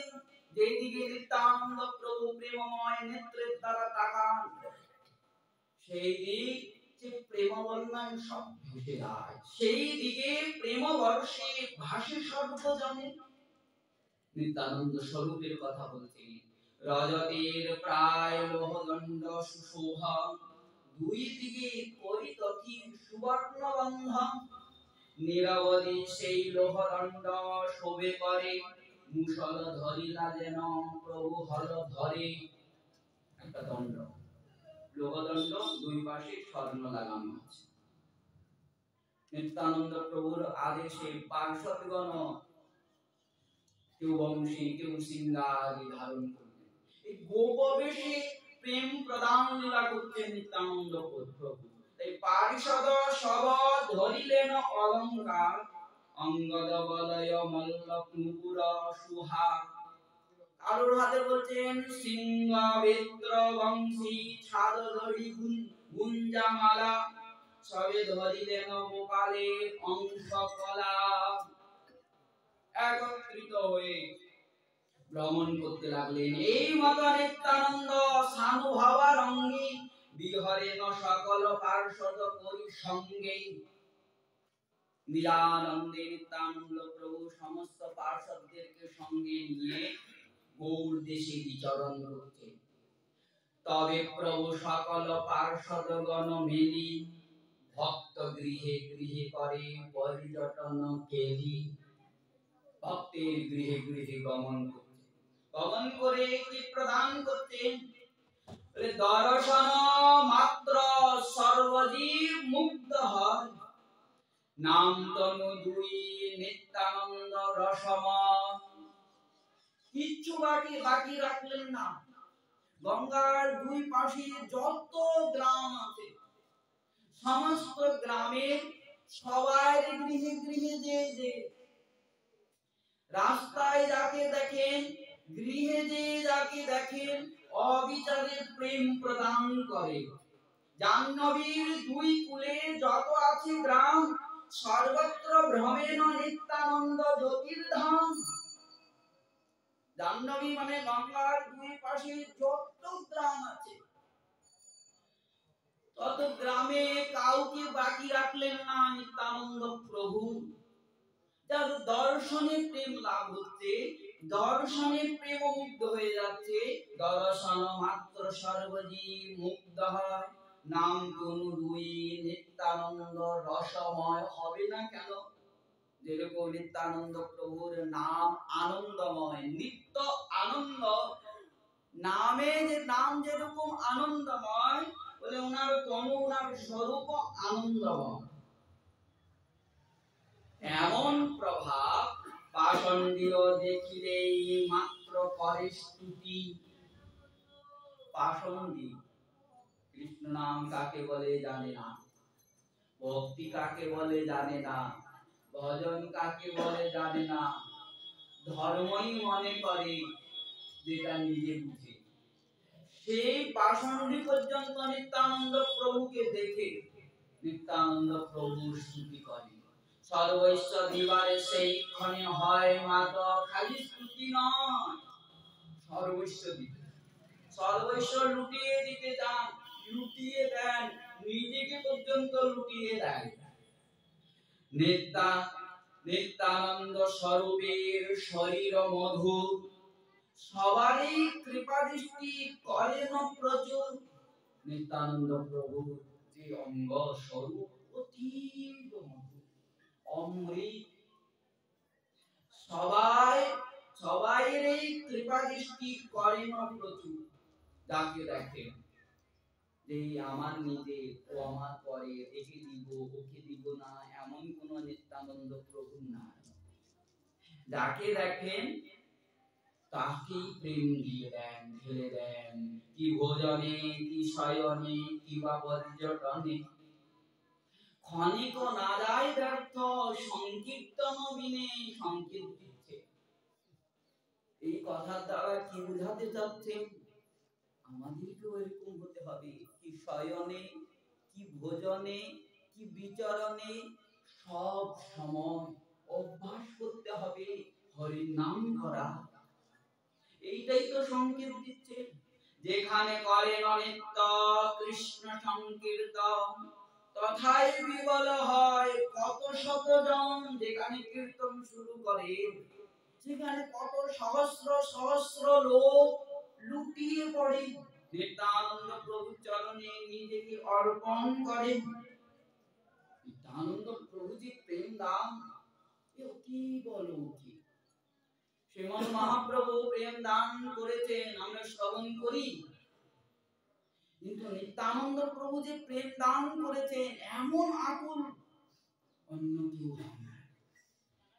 বৃদ্ধ যুবক তারা প্রেমে আকুল হয়ে গেছে, আমরা দেখেছি শুনেছি। কিন্তু নিত্যানন্দ প্রভু শিশুকে পর্যন্ত প্রেমে আকুল করে দিয়েছে। শিশুকে অবোধ, প্রেম কাকে বলে জানে না। শ্রীমন মহাপ্রভু শ্রীবাস পণ্ডিতের ভাতুষপুত্রী, ভাইয়ের পুত্রী নারায়ণী দেবীকে প্রেমে মত্ত করেছিলেন। এই একজনের কথা আমরা শ্রবণ করেছি। বলেছিলেন হরি নাম বলো, হরি সংকীর্তন করতে লাগলেন, প্রেমে আকুল হয়ে গেলেন, দুই নেত্রের থেকে অশ্রু প্রবাহিত হতে লাগলো। এটা আমরা চৈতন্য ভাগবতে শ্রবণ করি। কিন্তু নিত্যানন্দ প্রভু কি করতেন বলে, গৃহস্থের শিশুরাও কিছুই না জানে। কি বিষয়ে কিছু জানে না বলে, প্রেম বিষয়ে কিছু জানে না। তাহারাও মহা মহা বৃক্ষ ধরি টানে।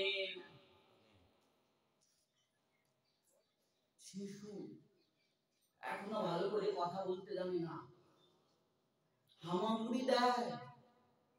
নিত্যানন্দ প্রভু দৃষ্টিপাত করলেন, নিত্যানন্দ প্রভুর প্রেমরূপী অস্ত্র তাদের শরীরে পড়ল।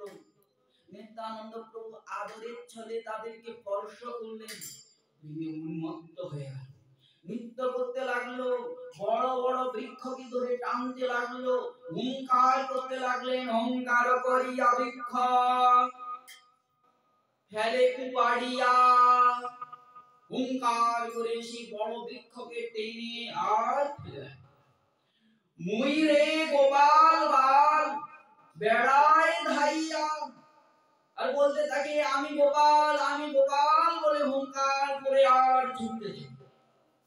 এই হেন সে সামর্থ্য এক শিশুর শরীরে, শতজনে মিলিলাও ধরিতে না পারে। তখন হুঙ্কার করে পাগলের মতো, উন্মত্তের মতো সেই শিশু নৃত্য করে। তাকে স্থির করার জন্য শতজনে সে যদি ধরে, তাকে স্থির করতে পারে না। সেই শতজনকে ঠেলে ফেলে আর নৃত্য করতে থাকে। হুঙ্কার করেন শ্রীকৃষ্ণ চৈতন্য জয় নিত্যানন্দ বলি সিংহনাদ করে শিশু হই কুতূহলী যখন ধরতে যায় হা শ্রীকৃষ্ণ চৈতন্য হা নিত্যানন্দ বলে আর হুঙ্কার করে ঝাঁপ দেয় লাভ দেয় ঝম্প দেয় শিশু ক্ষণে ক্ষণে ভোজন করে তাই তো শিশুরা ক্ষণে ক্ষণে ভোজন করে নিত্যানন্দ প্রভু এমন প্রেমে উন্মত্ত করেছেন মাস মাস অবধি ভোজনই করে না এমন সামর্থ্য তাই এই মত নিত্যানন্দ বালক জীবন বিহল করিতে লাগিলেন শিশুগণ মাসে কয় এক শিশু না করে আহা দেখিতে লোকের চিত্তে লাগি চমৎকার চমৎকার লাগাই যে শিশু ক্ষণে ক্ষণে ভোজন করে দুগ্ধ পান করে সেই শিশু মাস অবধি কিছু গ্রহণ করতে না আরো জীবিত হয়ে আছে আর নৃত্য করতে শতজন পর্যন্ত শান্ত করতে পারে না স্থির করতে পারে না ধরে রাখতে পারে না হইলেন বিহল সকল ভক্ত বৃন্দ সবার রক্ষক হইলেন নিত্যানন্দ এত আকুল হয়ে গেলেন সবাই আহার ভোজন সর্বকর্ম ত্যাগ করে নিত্যানন্দ প্রভুর পাশেই থাকতে রক্ষা করবেন কে নিত্যানন্দ প্রভু ছাড়া তো আর উপায় নাই নিত্যানন্দ প্রভুই মা সাজলেন মা সেজে ভক্তদের পোষণ করতে লাগলেন তাই এখানে বলছেন পুত্র পাই করি প্রভু সবারে ধরিয়া মা যেরকম ছেড়ে খেতে চায় না দুষ্টামি করে খেলতে থাকে মা জোর করে হাতে ধরে তাকে খাওয়ায় নিত্যানন্দ প্রভু ওই শিশুদেরকে ভক্তদেরকে ধরে ধরে নিজের হাতে ভোজন করান করায়েন ভোজন আপন হস্ত দিয়া কারেও বান্ধিয়া তাকে বান্ধে বেঁধে কাহারে রাখেন নিজ পাশে মারেন বান্ধেন তবু অট্ট অট্ট হাসে নিত্যানন্দ প্রভু এই প্রকার প্রেম দান করেছেন প্রেমে এত উন্মত্ত করেছেন যে তারা আহার সর্বৈশ্ব ত্যাগ করে উন্মত্তের মতো নৃত্য করতেন নিত্যানন্দ প্রভু বেঁধে কখনো রাখতেন কখনো মারতেন সেই মা খেয়েও কি হতে বলে আনন্দে নৃত্য করতেন হাসতেন প্রেমের বন্যা প্রবাহিত করছেন নিত্যানন্দ ঢেলে দিচ্ছেন প্রেম বন্যা ওই জন্য তো পদকর্তা লোচন ঠাকুর বলছে নিতায় গুণমণি আমার নিতায় গুণমণি আনিয়া প্রেমের বন্যা ভাসালো অবনী আমার নিতাই গুণমণি আনিয়া প্রেমের বন্যা মহাপ্রভু প্রেমের বন্যা এনেছেন দেন নাই ভাসাতে পারেন নাই নিত্যানন্দ প্রভুর মতো নিত্যানন্দ প্রভু প্রেমের বন্যা এনেছেন আর ভাসাচ্ছেন এমন বন্যা কাকে বলে বন্যায় সব ভেসে যায় ঘর বাড়ি সর্বস্ব ভেসে যায় নিজেও ভেসে যায় বন্যায় হাওড়ুবু খেয়ে জল পেট ভরে যায় ওই জন্য এই প্রেম বন্যার সঙ্গে তুলনা করছে প্রেম প্রদান লীলাটা নিত্যানন্দ প্রভুর প্রেম দানের লীলা বন্যার সঙ্গে সমতুলনা করছে আনিয়া প্রেমের বন্যা ভাসালো অবনী প্রেমের বন্যা লইয়া নিতাই আইল গৌড় দেশে প্রেমের বন্যা নিয়ে গৌড় দেশে আগমন করেছে ডুবিলেন ভক্তগণ দীনহীন ভাসে ও ভাসতে ভাসতে সেও ডুবে যাবে চিন্তা কিসে ভাসছে তো প্রেম বন্যার স্পর্শ যখন পেয়েছে দীনহীন আর ওখানেই ডুবে যাবে ভাসতে ভাসতে ঠিক ডুবে যাবেন দীনহীন পতিত কামর নাহি বাঁচে নিত্যানন্দ প্রভু দীনহীন অপরাধী পাপিষ্ঠ কিছুই ভাবছেন না যাকে দেখতেন আকুল হয়ে প্রদান করতেন ব্রহ্মাণ্ড দুর্লভ প্রেম সবাকারে যাচে ব্রহ্মার দুর্লভ, যোগীন্দ্রদের দুর্লভ প্রেম, যে গোপীদের প্রেম, শ্রেষ্ঠ প্রেম, ব্রহ্মা দুর্লভ। এক্ষুনি আমরা শ্রবণ করে আসলাম, এই প্রেম প্রাপ্ত করার জন্য, প্রেম কি কথায় ব্রজমণ্ডলের একটা পাথর হওয়ার জন্য প্রার্থনা করতেন ব্রহ্মা। শ্রীকৃষ্ণের শাখা উদ্ধব এখানে গুল্মলতা হওয়ার প্রার্থনা করতেন। এই ব্রজ প্রেম নিত্যানন্দ প্রভু অবিচারে সবাইকে প্রদান করতে লাগলেন। ব্রহ্মার দুর্লভ প্রেম সবাকারে যাতে আবন্ধ করুণা নিদায় কাটিয়া মহা, ঘরে ঘরে বুলে প্রেম অমিয়াবা। ঘরে ঘরে যে আর যাচ্ছে, এমন কোন ভগবত অবতার শুনেছেন না দেখেছেন কোথাও?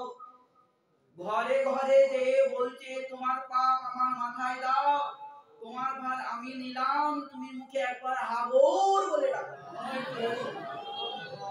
এমন দয়াল আর কি কোনোদিন দেখেছেন না শুনেছেন? বলে নাই, আর এমন দয়াল এই নিতাই ছাড়া।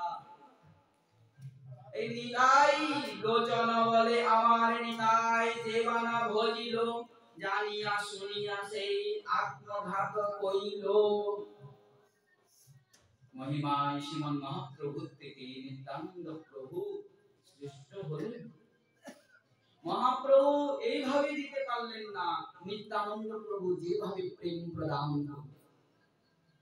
যখন মহাপ্রভু থেকে নিত্যানন্দ প্রভু মহিমায় শ্রেষ্ঠ, তাহলে আমরা যে তিথিতে বসে আছি, এই ত্রয়োদশী তিথি কেন শ্রেষ্ঠ হবে না? তিথির কোনো সম্মান নাই। বছরে 24টা ত্রয়োদশী আসে, ওই আর 23টা ত্রয়োদশীর কথা তো বললেন না ব্যাসাবতার বৃন্দাবন ঠাকুর। এই তিথির কথা, এই ত্রয়োদশীর কথা কেন বললেন? মাঘ মাস শুক্লা ত্রয়োদশী শুভ দিনে। কেন শুভ দিন বললেন এই ত্রয়োদশীকে? কেন আরো সেই 23টা তিথিকে কেন বলল না? এই তিথিতে কার আবির্ভাব হয়েছে? তিথির কোনো সম্মান নাই। তিথিতে যে আবির্ভূত হয়েছেন তার সম্মানে, তার সেই তিথির সম্মান, তাই তো? মলয় পর্বতের কি সম্মান করত যদি চন্দন উৎপন্ন না হতো? মলয়জ পর্বতে কেউ সম্মান করত যদি চন্দন না উৎপন্ন হতো? সেজন্যই তো কুন্তী দেবী স্তুতি করতে গিয়ে প্রভুকে বলছে, তুমি হলে অজন্মা, তুমি জন্ম নাও না, কিন্তু তোমার প্রিয় ভক্ত যদুকে কৃতার্থ করার জন্য সেই যদু বংশে অবতরিত হয়েছে। সেই যদুকে প্রশংসিত করার জন্য যদু বংশে প্রকটিত হয়েছে।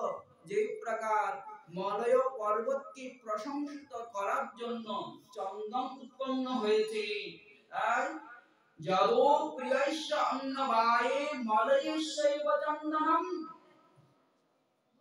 মলয় পর্বতে চন্দন উৎপন্ন হয় বলে মলয় পর্বতের এত প্রশংসা। তাহলে এই তিথির প্রশংসাটা কেন? বলে নিত্যানন্দ প্রভুর জন্য। নিত্যানন্দ প্রভু এই তিথিতে আবির্ভূত হয়েছে। গৌর পূর্ণিমা এত মহিমা কেন? ওই পূর্ণিমায় স্বয়ং শ্রীমন মহাপ্রভু প্রকটিত হয়েছে। কবিরাজ গোস্বামী পাদ বলতেন, সর্বসদ্গুণ পূর্ণম তাং বন্দে ফাল্গুন পূর্ণিমা, জয় শ্যাম শ্রীকৃষ্ণ চৈতন্য অবতীর্ণ কৃষ্ণ নামভি। কেন বলছেন সর্ব সদ্গুণ পূর্ণম তাং বন্দে ফাল্গুন পূর্ণিমা? কেন বলছেন? অন্য পূর্ণিমার প্রশংসা কেন করছেন না? উত্তর দিচ্ছেন নিজেই, জয় শ্যাম শ্রীকৃষ্ণ চৈতন্য অবতীর্ণ কৃষ্ণ নামভি। কৃষ্ণ নামভি শ্রীকৃষ্ণ চৈতন্য অবতীর্ণ জয় শ্যাম। ওই তিথিতে কৃষ্ণ নাম হরির নামকে সঙ্গে নিয়ে স্বয়ং কৃষ্ণই কৃষ্ণ চৈতন্য রূপে প্রকটিত হয়েছেন বলে সেই পূর্ণিমার মহিমা। নিত্যানন্দ প্রভু এই তিথিতে প্রকটিত হয়েছেন বলে এই তিথির মহিমা। যখন শ্রীমন মহাপ্রভু থেকে মহিমায় নিত্যানন্দ প্রভু অধিক হলেন, প্রেম দাতৃত্বে অধিক হলেন, তাহলে গৌর পূর্ণিমা থেকেও মহিমায় এই নিত্যানন্দ ত্রয়োদশী অধিক হলেন। গৌর পূর্ণিমার আরাধনা করলে যেরকম গৌর প্রেম লাভ হয়, এই নিত্যানন্দ ত্রয়োদশীর আরাধনা করলে নিত্যানন্দ প্রেম লাভ হবে, মহাপ্রভুর আরো প্রীতিকর হবে সে। মহাপ্রভু নিজে বলেন, শ্রীকৃষ্ণ নিজে বলেন, আমি নিজের ভক্তকে অত ভালোবাসি না, আমার প্রিয় ভক্তকে যে ভালোবাসে, প্রেম করে, সেবা করে, তাকে আমি অধিক ভালোবাসি, তাকে আমি আগে প্রেম প্রদান করি, তাকে আমি আগে উদ্ধার করি। গজরাজকে আগে উদ্ধার করলেন না, গ্রাহককে আগে উদ্ধার করলেন। বলে কেন করলেন?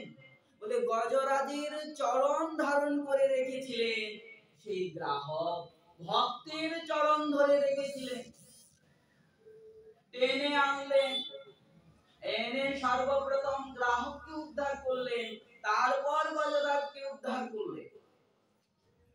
সেই প্রকার প্রভু বলেন, আমার ভক্তের থেকে আমার ভক্তের যে সেবা করে সে হলো আমার প্রিয়, অধিক প্রিয়।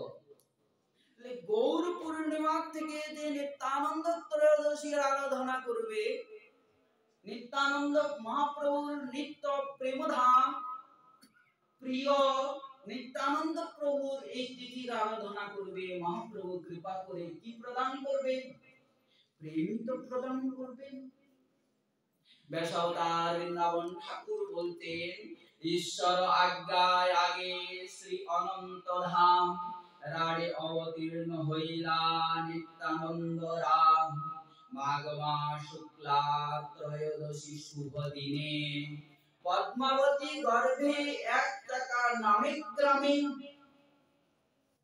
প্রভুর আগমনের আগে কে আসেন? বলে ধাম এবং গুরুবর্গ। কবিরাজ গোস্বামী পাদ বলতেন, কৃষ্ণ যদি পৃথিবীতে করেন অবতার, প্রথমে করেন গুরু বর্গের সঞ্চার। যখন শ্রীকৃষ্ণ চিন্তা করে যে আমি পৃথিবীতে অবতরিত হব, তার আগে তাদেরকে পাঠান? বলে গুরুবর্গদেরকে, ধামকে আগে পাঠান। পাত্র হতে হবে তো, সে সচ্চিদানন্দময় বিগ্রহকে ধারণ করার জন্য পাত্রটাও তো সেই সচ্চিদানন্দময় বিগ্রহ হতে হবে। এই জড় পৃথিবীতে তো ধারণ করতে পারবেন না, জড় পৃথিবীর তো অত সামর্থ্য নাই। তাই প্রভুর ইচ্ছা সর্বপ্রথম কে আগমন করবে? বলে ধাম আগমন করবে।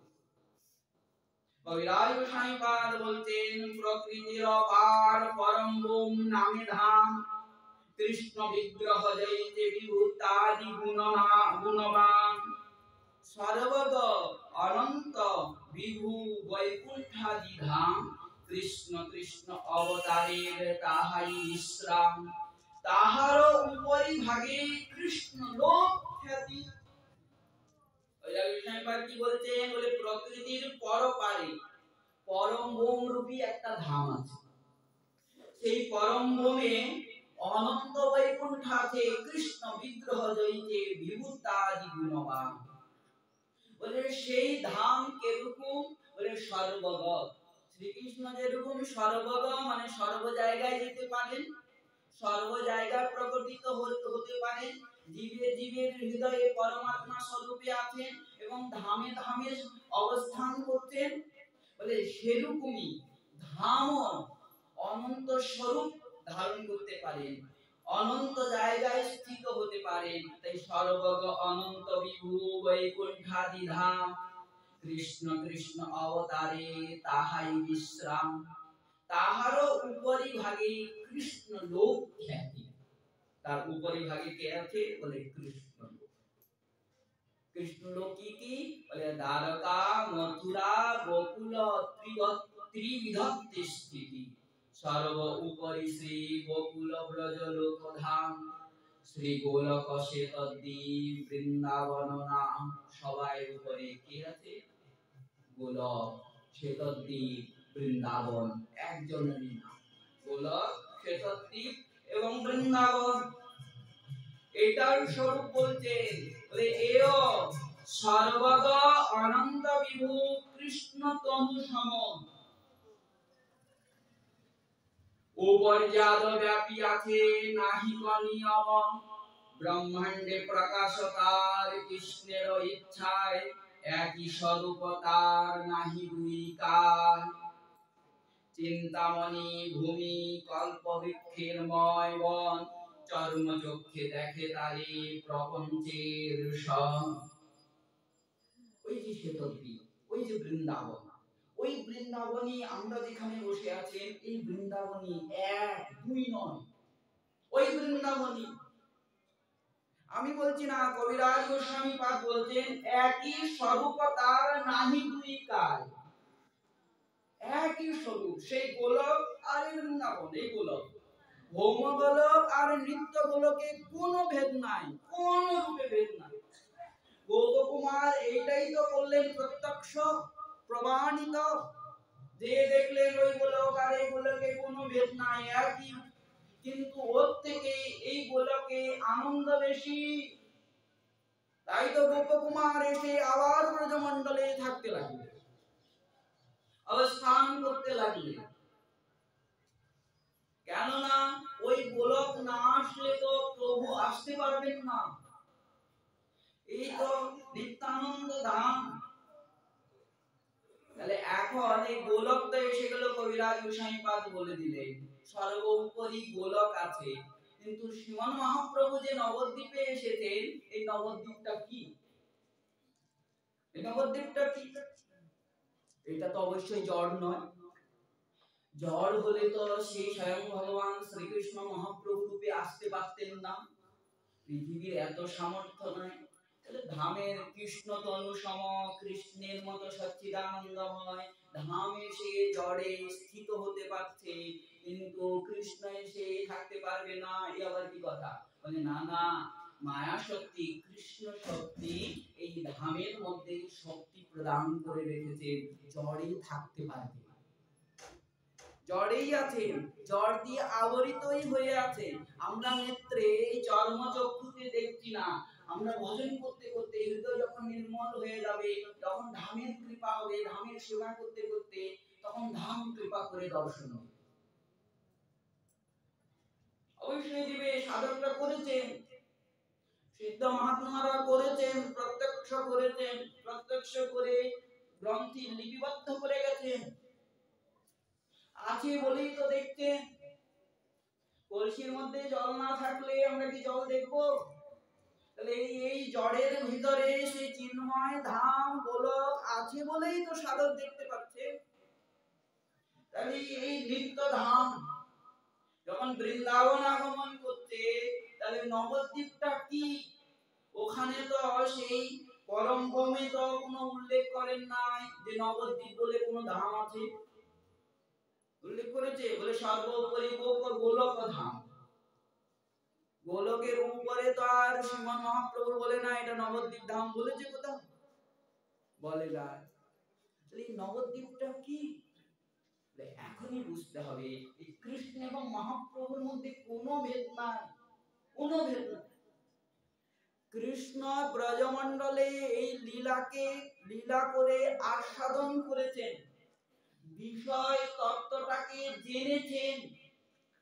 যে কৃষ্ণ বিষয় তত্ত্বটাকে জেনেছেন, কিন্তু আশ্রয় তত্ত্বের প্রেমটাকে বুঝতে পারেন না।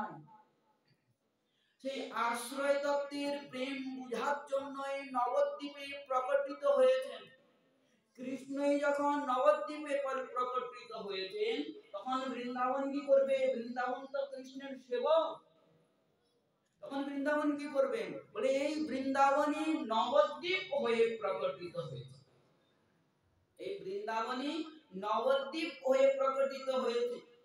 ওই জন্যই তো শ্রী নবদ্বীপের ধ্যানে আমরা শ্রবণ করি শরধুন্যাশ্চারুতীরে স্ফুরিতমতি বৃহৎ কূর্ম পৃষ্ঠাবগাত্রম রম্যা রম্যা রামাবৃতম জং সম্মর্ণি কনকম মহাসদমঙ্গি সৎসঙ্গে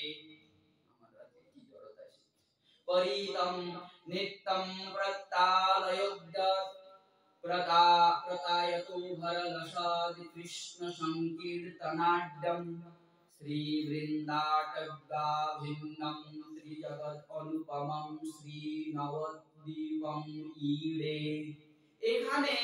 এখানটায় বিষয়টাকে ধরতে হবে। শ্রী বৃন্দা অটব্য অভিন্নম, শ্রী বৃন্দা অটবি অভিন্নম। এই নবদ্বীপ ধ্যানে কি বলছেন? শ্রী বৃন্দা অটবি অভিন্নম। পদকর্তা এই শ্লোকী যখন ব্যাখ্যা করলেন, সেই ব্যাখ্যায় বলছেন মনোহর গঙ্গাধার কূর্মপিষ্ট আকার পুষ্পবন চারিদিকে শোভে স্বর্ণমণি খচিত অট্টালিকা বেষ্টিত ভক্তগণ কৃষ্ণ প্রেম লোভে করে কৃষ্ণ সংকীর্তন যেন ভক্ত কোকিলগণ শাস্ত্র বলে গুপ্ত বৃন্দাবন, শাস্ত্র বলে গুপ্ত বৃন্দাবন বৃন্দা অটবি অভিন্নম। এর দ্বারা কি প্রমাণিত করতেন? বলে এই বৃন্দাবনই নবদ্বীপ হয়ে অবস্থান করছে। তা সেই জন্য যেরকম শ্রীমান মহাপ্রভুর লীলা আচ্ছাদিত লীলা, শ্রীমান মহাপ্রভুকে আচ্ছাদিত বিগ্রহ বলা হয়, আচ্ছাদিত অবতার বলা হয়, তাহলে ধামও তো সেই আচ্ছাদিত রূপে প্রকটিত হবেন। সেই নবদ্বীপ ওই গুপ্ত বৃন্দাবন রূপে অবস্থান করছে, আলাদা কোনো ধাম নয়। যেরকম পরম ভূমে শ্রীকৃষ্ণের ধাম আলাদা আছে, দ্বারকা মথুরা তার ঊর্ধ্বে বৃন্দাবন আছে, কিন্তু তার উপরে নবদ্বীপ বলে কোনো ধাম নাই। তাহলে ওই নবদ্বীপই এই বৃন্দাবনই নবদ্বীপ হয়ে প্রকটিত হলেন। যেরকম কৃষ্ণ শ্রীমন মহাপ্রভু রূপে প্রকটিত হলেন, সেরকমই বৃন্দাবন নবদ্বীপ রূপে প্রকটিত হলেন। তাই শাস্ত্রে বলে গুপ্ত বৃন্দাবন এই নবদ্বীপ ধাম ত্রিভুবনে অনুপম স্তুতি কর ওরে ভ্রান্তম। এখন বিচারের বিষয়, যখন শ্রীমন মহাপ্রভু কৃষ্ণ মহাপ্রভু রূপে প্রকটিত হচ্ছেন, তখন উনার ধাম বৃন্দাবনই যে হয়েছে, তখন এক চক্রায় নিত্যানন্দ প্রভু প্রকটিত হচ্ছে। এক চক্রটা কি? এক চক্রটা কি? কি সাধারণ গ্রাম? জড় গ্রাম। জড় গ্রামে শ্রীকৃষ্ণের অভিন্ন বিগ্রহ বলরাম তো প্রকটিত হতে হবেন না। উনারও তো ধাম আছে, এই বৃন্দাবনই তো উনারই ধাম, বৃন্দাবনই তো উনারই ধাম। বলে এই প্রমাণিত করতে হবে এক চক্রটাও সেই গোলক ধামই। আরো যদি বিচার করা হয়, পূর্ণ গৌর মন্ডলটাই বৃন্দাবন ধাম, পূর্ণ গৌর মন্ডলটাই। এখানে যেরকম নির্দিষ্ট করছেন 84 কোষ ব্রজমন্ডল, বলে সেই প্রকার মহাপ্রভু যেখানে যেখানে লীলা করেছেন পূর্ণ সেটা বৃন্দাবন ধাম। ধাম ছাড়া তো সম্ভব নয় শ্রীমান মহাপ্রভুকে ধারণ করতে পারেন। তখনই বিচার আসে। নবদ্বীপের এত মহিমার কথা আমরা শ্রবণ করি, কিন্তু এক চক্রার এত মহিমার কথা তো শুনি না। নবদ্বীপ হেন গ্রাম ত্রিভুবনে নাই, জহি অবতীর্ণ হইলা চৈতন্য গোসাই। অবতরিবেন প্রভু জানিয়া বিধাতা। কোন বিধাতা? এখানে যোগমায়ায় বিধাতার কি সামর্থ্য ধামকে সাজাবেন? সামর্থ্য আছে? ব্রহ্মার কি সামর্থ্য নবদ্বীপ ধামকে গুপ্ত বৃন্দাবনকে সাজাবেন? তাই অবতরিবেন প্রভু জানিয়া বিধাতা সকল সম্পূর্ণ করি ধুইলেন তথা। নবদ্বীপের সম্পত্তি কি বর্ণিবারে পারে, এক গঙ্গা ঘাটে লক্ষ লক্ষ স্নান করে। এত ঐশ্বর্য দেখাচ্ছেন নবদ্বীপে, কিন্তু আমরা সবাই জানি কিন্তু এক চক্রা রাড গ্রাম, দুর্ভিক্ষের গ্রাম ছিল, দরিদ্রের গ্রাম ছিল। বলে এর প্রশ্ন করছেন ব্যাসাবতার বৃন্দাবন ঠাকুর আর নিজে উত্তরও দিচ্ছেন।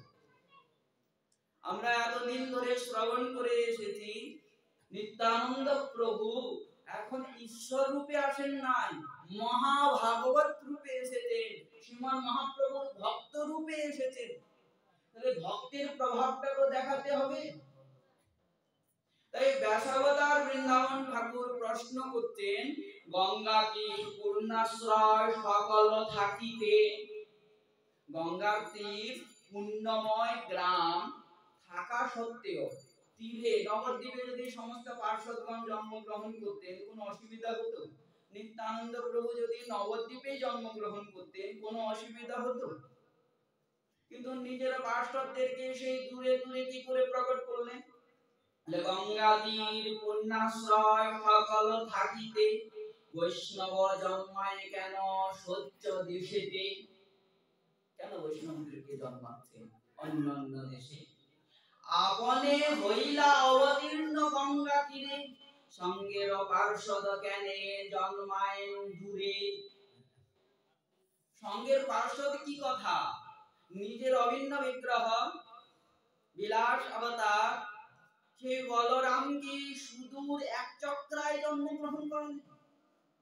কোথায়? কারণ কি? হেতু কি? উত্তর দিচ্ছে যে যে দেশ গঙ্গা হরির নাম বর্জিত, যে দেশে পাণ্ডব নাহি গেলা কদাচিত। যে দেশ গঙ্গা বর্জিত, যে দেশে পাণ্ডব কখনো যায় নাই, শেষে জীবেরে কৃষ্ণ বৎসল হইয়া সঙ্গের পার্শ্বদ জন্মায় তা সবা লাগিয়া। এখানে প্রশ্ন এসে যাবে, আমরা জানি এক চক্রা গ্রামে পাণ্ডবরা গিয়েছিল, থেকেছিলেন। বলে পাণ্ডবরা এসেছিল কিন্তু শ্রীমান মহাপ্রভুর প্রেমে এত উন্মত্ত করতে পারেন না, পূর্ণ কল্যাণ তিনারা করেন না। আর ধাম কেন ঐশ্বর্য দেখাচ্ছে না ঐশ্বর্য থাকার সত্ত্বেও? বলে এই কারণে নিত্যানন্দ প্রভু মহাভাগবত রূপে আসবেন। আর নিত্যানন্দ প্রভু যখন প্রকটিত হবেন, নিত্যানন্দ প্রভুর প্রভাবে এই এক চক্রা গ্রাম ধনী হয়ে যাবে, ঐশ্বর্য সম্পূর্ণ হয়ে যাবে। তখন বৈষ্ণবের মহিমাটা বাড়বে। সংসার তারিতে শ্রী চৈতন্য অবতার আপনি শ্রীমুখে করিয়াছেন অঙ্গীকার। এই সংসারে আমি কাউকে রাখবো না, সবাইকে উদ্ধার করে নিয়ে যাব, নিজে প্রতিজ্ঞা করেছেন। সেজন্যই সত্য দেশে সত্য কুলে আপন সমান। সত্য দেশে সত্য কুলে নিজের মতো জন্মাইয়া বৈষ্ণব সবারে করেন ত্রাণ। বৈষ্ণব প্রকটিত হলে, নিজের সমান কেউ প্রকটিত হলে কি হবে? কুলের বা কি হবে, আর সেই স্থানের কি হবে? উত্তর দিচ্ছেন যে দেশে যে কুলে ভাগবত অবতরে তাহার প্রভাবে লক্ষ যোজন নিস্তারে। যে দেশে যে কুলে মহাভাগবত প্রকটিত হন তার প্রভাবে সেই কুল পবিত্র হয়ে যায়, আর লক্ষ যোজন স্থান পবিত্র হয়ে যায়। যে স্থানে বৈষ্ণবগণ করেন বিজয়, সেই স্থান হয় অতি পুণ্য তীর্থময়। অতএব সর্বদেশে নিজ ভক্তগণ অবতীর্ণ করিলা চৈতন্য নারায়ণ। ওই জন্যই নিজ ভক্তগণ নিজের স্বরূপ দূর দূর দেশে প্রকটিত। আর নিত্যানন্দ প্রভুর আগমনেই এক চক্রা ধাম যে ঐশ্বর্য সম্পূর্ণ হলো ব্যাসাবতার বৃন্দাবন ঠাকুর প্রমাণ দিচ্ছেন। রার দেশে এক চকা নামে আছে গ্রাম, জহি জন্মিলেন নিত্যানন্দ ভগবান। সেই হইতে রাড়ে হইল সর্ব সুমঙ্গল। এখানে কি শব্দ প্রয়োগ করছেন? সেই হইতে রাড়ে হইল সর্ব সুমঙ্গল। দুর্ভিক্ষ দারিদ্র দোষ খণ্ডিল সকল। নিত্যানন্দ প্রভু প্রভাবিত হলো। এইটা দেখানোর জন্য ধাম ভগবান নিজেকে লুকিয়ে রাখলেন। এক চক্রা গ্রামে যে পরম ঐশ্বর্যশালী কৃষ্ণ ধাম, গোলক ধাম কখন আমরা দেখেছি? কোথায় আমরা শ্রবণ করব? বলে ভক্তি রত্নাকরে নরহরি চক্রবর্তী দাস বর্ণন করছে। সগণে মা জাহ্নবা বৃন্দাবনে আসলেন। বৃন্দাবন থেকে যখন ফিরলেন তখন এক চক্রায় এসেছিলেন, নিজের গণকে নিয়ে এক চক্রায় গমন করছে। পথে এক ব্রাহ্মণের সঙ্গে দেখা, বৃদ্ধ ব্রাহ্মণ। সেই ব্রাহ্মণ পূর্ণ এক চক্রার লীলা, মানে নিত্যানন্দ প্রভুর আবির্ভাব থেকে 12 বছর পর্যন্ত যে যে সমস্ত লীলা করেছেন, বলে সমস্ত লীলা বলে শোনায়। বলতে বলতে সে এত বিভোর হয়ে গেল, নিজে খেদ করতে লাগলেন, মোর দুর্দৈবেতে দেহ নির্দয় হইল। তার দোষ নয়, আমাদেরকে ছেড়ে চলে গেছে। নিত্যানন্দ প্রভুর কথা বলছে, তার দোষ নয়, আমাদেরকে ছেড়ে চলে গেছে। আমাদের দুর্ভাগ্য, তার সঙ্গ লাভ করলাম না। হেন এক চক্রা গ্রামে পুনরায় লোক, এই এক চক্রা গ্রামে আর আসে নাই। হইল নিরাশয়ে আশা নাই আর, বিধাতার প্রতি প্রার্থনা বারবার। আর তো আসবে না, লীলা তো সম্বরণ করে নিয়েছে, অপ্রকট তিনি হয়ে গেছেন, কিন্তু বিধাতার কাছে আমি এই প্রার্থনা করব। কি প্রার্থনা? তবে নিত্যানন্দে যেন দেখিবারে তথা, এই জন্মে বঞ্চিত যদি পুনর্জন্ম পায়। এই জন্মে তো বঞ্চিত হয়ে গেল, আবার যদি পুনর্জন্ম হয়, আমি বিধাতাকে প্রার্থনা করি সেই জন্মে যেন আমি নিত্যানন্দের দর্শন পাই, নিত্যানন্দের সঙ্গ পাই। মরে যেন নিতাই তাদের নাম লইয়া।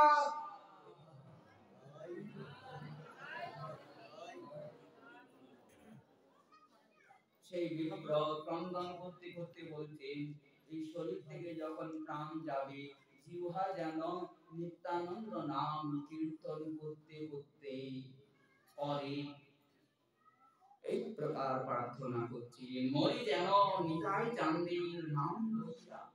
এত কহি বিপ্রের বিদরি যায়, আর নিজেকে স্থির রাখতে পারছেন না। এত কহিয়াই বিপ্র কান্দে উচ্চ স্বরে। শুনে মা জাহ্নবা আকুল হয়ে গেলেন। মা জাহ্নবার সঙ্গে যে পার্শ্বদগণ আছেন, বলে তিনারাও প্রেমে আকুল হয়ে গেলেন। শুনি সে কান্দনা দারু পাষাণ বিদরে, কি অদ্ভুত দশা প্রাপ্ত হইল সবা। জাহ্নবা ঈশ্বরী নেত্র জলে ভাসিয়া। মা জাহ্নবা ক্রন্দন করছে। কৃষ্ণদাস পণ্ডিত আদি বিহল সকলে, হইল মহিবঙ্কর সে সবার নেত্র জলে। কেহ কোন রূপ স্থিত হইতে না পারে, বিপ্রের চরণ ধুলি লয় বারে বারে। তারা আকুল হয়ে গেলেন, ক্রন্দন করতে করতে সেই বিপ্রের চরণ ধুলা বারবার নিচ্ছেন, কেউ গড়াগড়ি দিচ্ছেন, তো কেউ হুঙ্কার করছেন। প্রভুর ইচ্ছায় স্থির হলো, সেই বিপ্র ক্রন্দন করতে করতে মা জাহ্নবাকে হারাই পণ্ডিতের গৃহ দেখিয়ে দিলেন। বিপ্র কহে, পণ্ডিতের বাড়ি ওই হয়, বিপ্র বলছে ওই যে ওইটা হলো হারাই পণ্ডিতের, ওই যে দেখছো এটা। এত কহি কোনো কিছু কহিতে মারো, এই বলে আর শব্দ নাই সেই বিপ্রের মুখে। সে বিপ্র আর কথা বলতে পারছে না, প্রবেশ করতে পারলো না দুঃখে। ক্রন্দন করতে করতে নিজ গৃহে চলে গেল। বাড়ি দেখাইয়া অতি কাতর অন্তরে, কান্দিতে কান্দিতে বিপ্র গেলা নিজ ঘরে। মা জাহ্নবী প্রবেশ করলেন নিজ ইষ্ট দেবের পিতৃভিটা দর্শন করে। মা জাহ্নবী প্রেমে মুগ্ধ হয়ে গেলেন, ক্রন্দন করছে। রাত্রিবাস সেখানেই করলেন। রাত্রি হরি সংকীর্তন হলো, হওয়ার পর হরি সংকীর্তনের বিশ্রাম হলো। সবাই বিশ্রাম করছে, কিন্তু মা জাহ্নবীর নেত্রে নিদ্রা নাই। কোন রকমে ঘুম আসছে না, কি যেন চিন্তা করছে আকুল হয়ে। জাহ্নবীর ঈশ্বরী নেত্রে নিদ্রা না স্পর্শ, বিরলে বসিয়া মনে মনে বিচার। একান্তে বসে মা জাহ্নবী মনে মনে চিন্তা করছে, না হইল শ্বশুর শাশুড়ির সন্দর্শন। আমার শ্বশুর শাশুড়ির দর্শন তো হলো না, না স্পর্শিল শ্বশুরালয়ের সুখক্ষ কখন, না শ্বশুরালয়ের সেই সুখ আমার অনুভব হলো। এক বিচারিয়া আর কিছু বিচারিতে, এই প্রকার বিচার করতে করতে হঠাৎ নিত্যানন্দ প্রভুর ইচ্ছায় মা জাহ্নবী নেত্রে নিদ্রা। নিদ্রা আসার পর মা জাহ্নবী কি দেখছেন? বলে স্বপ্ন ছলে দেখে এক চক্রার বসতি, দিতে নাই উপমা সর্বাংশে শোভা অতি। স্বপ্নে কি দেখছেন? এক চক্রার বসতি। নরহরি চক্রবর্তী পাদ কি বলছেন? বলছে উপমার নাই সংসারে। বলে সংসারের বস্তু হলেই তো সংসারের উপমা থাকবে। তো সংসারের বস্তু নয়, চিন্ময় ধাম, নিত্য গোলক ধাম। সেই গোলকের বলরাম যখন জন্ম নিয়েছেন, ধামটা গোলকিত হবে, আলাদা কিছু তো হবে না। বর্ণন করছেন কিবা স্বর্ণপুরী বিশ্বকর্মার নির্মা, উপমা দিচ্ছেন। কি আর বলবো, এটা বললে ঠিক হবে? স্বর্ণপুরী কে বানিয়েছে? বিশ্বকর্মা বানিয়েছে। এই জগতে একমাত্র কারিগর বিশ্বকর্মা। বিশ্বকর্মার কথা শুনি, তাই নরহরি চক্রবর্তী পাদ বলতেন কি আর তুলনা দিব, যে এক চক্রার বসতি, যে গৃহ আদি সব গৃহ স্বর্ণের নির্মিত, স্বর্ণপুরী বিশ্বকর্মার নির্মাণ। ইন্দ্রালয় নহে পণ্ডিতালয় সমান। এত ঐশ্বর্য। নিত্যানন্দ প্রভু যখন জন্ম নেয় তখন তো এত ঐশ্বর্য ছিল না, আমরা তো দেখি নাই, বর্ণন তো মিলে নাই। নবদ্বীপের বর্ণন করছে, কিন্তু এই এক চক্রার এরকম বর্ণন তো দেয় নাই। আর হারাই পণ্ডিতের গৃহের এরকম বর্ণন তো বলে নাই। বলে আছে, এখন লীলা করতেন, জড়ের লীলা করতেন, তাই আচ্ছাদিত আছে যে গুপ্ত যে গোলক নিত্য ধাম, বলরামের ধাম, নিত্যানন্দ ধামের স্বরূপ কি। বলছেন হারাই পণ্ডিতের গৃহ ইন্দ্রালয় সমান হবে না, তার থেকে অনন্ত গুণে সৌন্দর্য সম্পূর্ণ।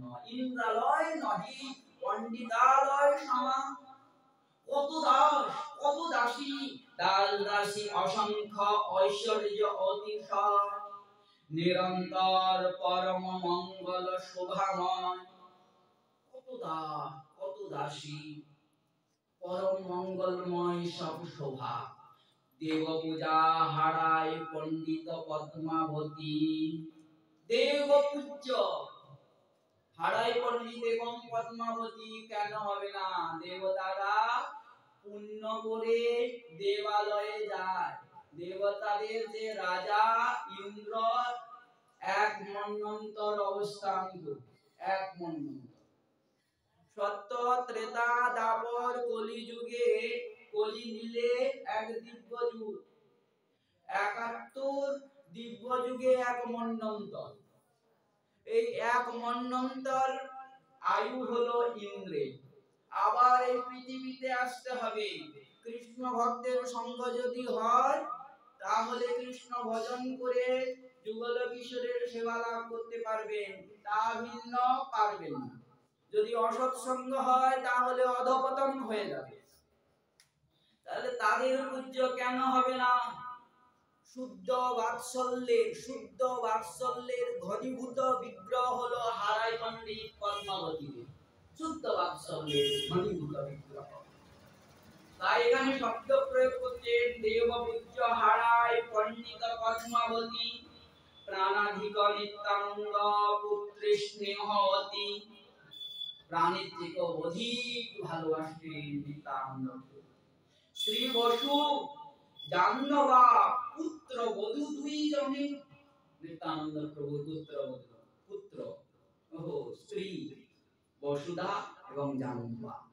নয়ন সম্পুটে সদা রাখে এই মনে, এত ভালোবাসা। ওই যে মা জাহ্নবা চিন্তা করছিলেন, আমি শ্বশুর শাশুড়িকে দেখি নাই, শ্বশুর শাশুড়ির স্নেহকে লাভ করি নাই। নিত্যানন্দ এগুলো ধামের বিচিত্রতা। এজন্য ধামের থেকে বড় ধাম চিন্ময় ধাম, কল্পতরু ধাম, কল্পতরুময়, কল্পবৃক্ষময়। এই বৃক্ষ এখানে যেটা প্রার্থনা করবেন সেরকম মিলবে। ধন কামনা করবেন ধন লাভ হবে, পুত্র কামনা করবেন পুত্র কাম লাভ হবে।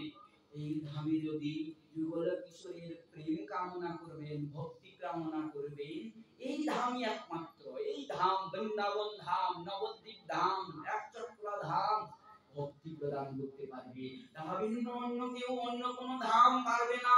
অন্যান্য ধাম মুক্তি প্রদান করতে পারেন, তাদের দেওয়ার মধ্যে অন্তিম দেওয়া মুক্তি দেওয়া। কিন্তু বৃন্দাবন ধাম কি প্রদান করেন বলে ভক্তি প্রদান করেন। নবদ্বীপ ধাম কি প্রদান করেন বলে গৌর প্রেম প্রদান করেন।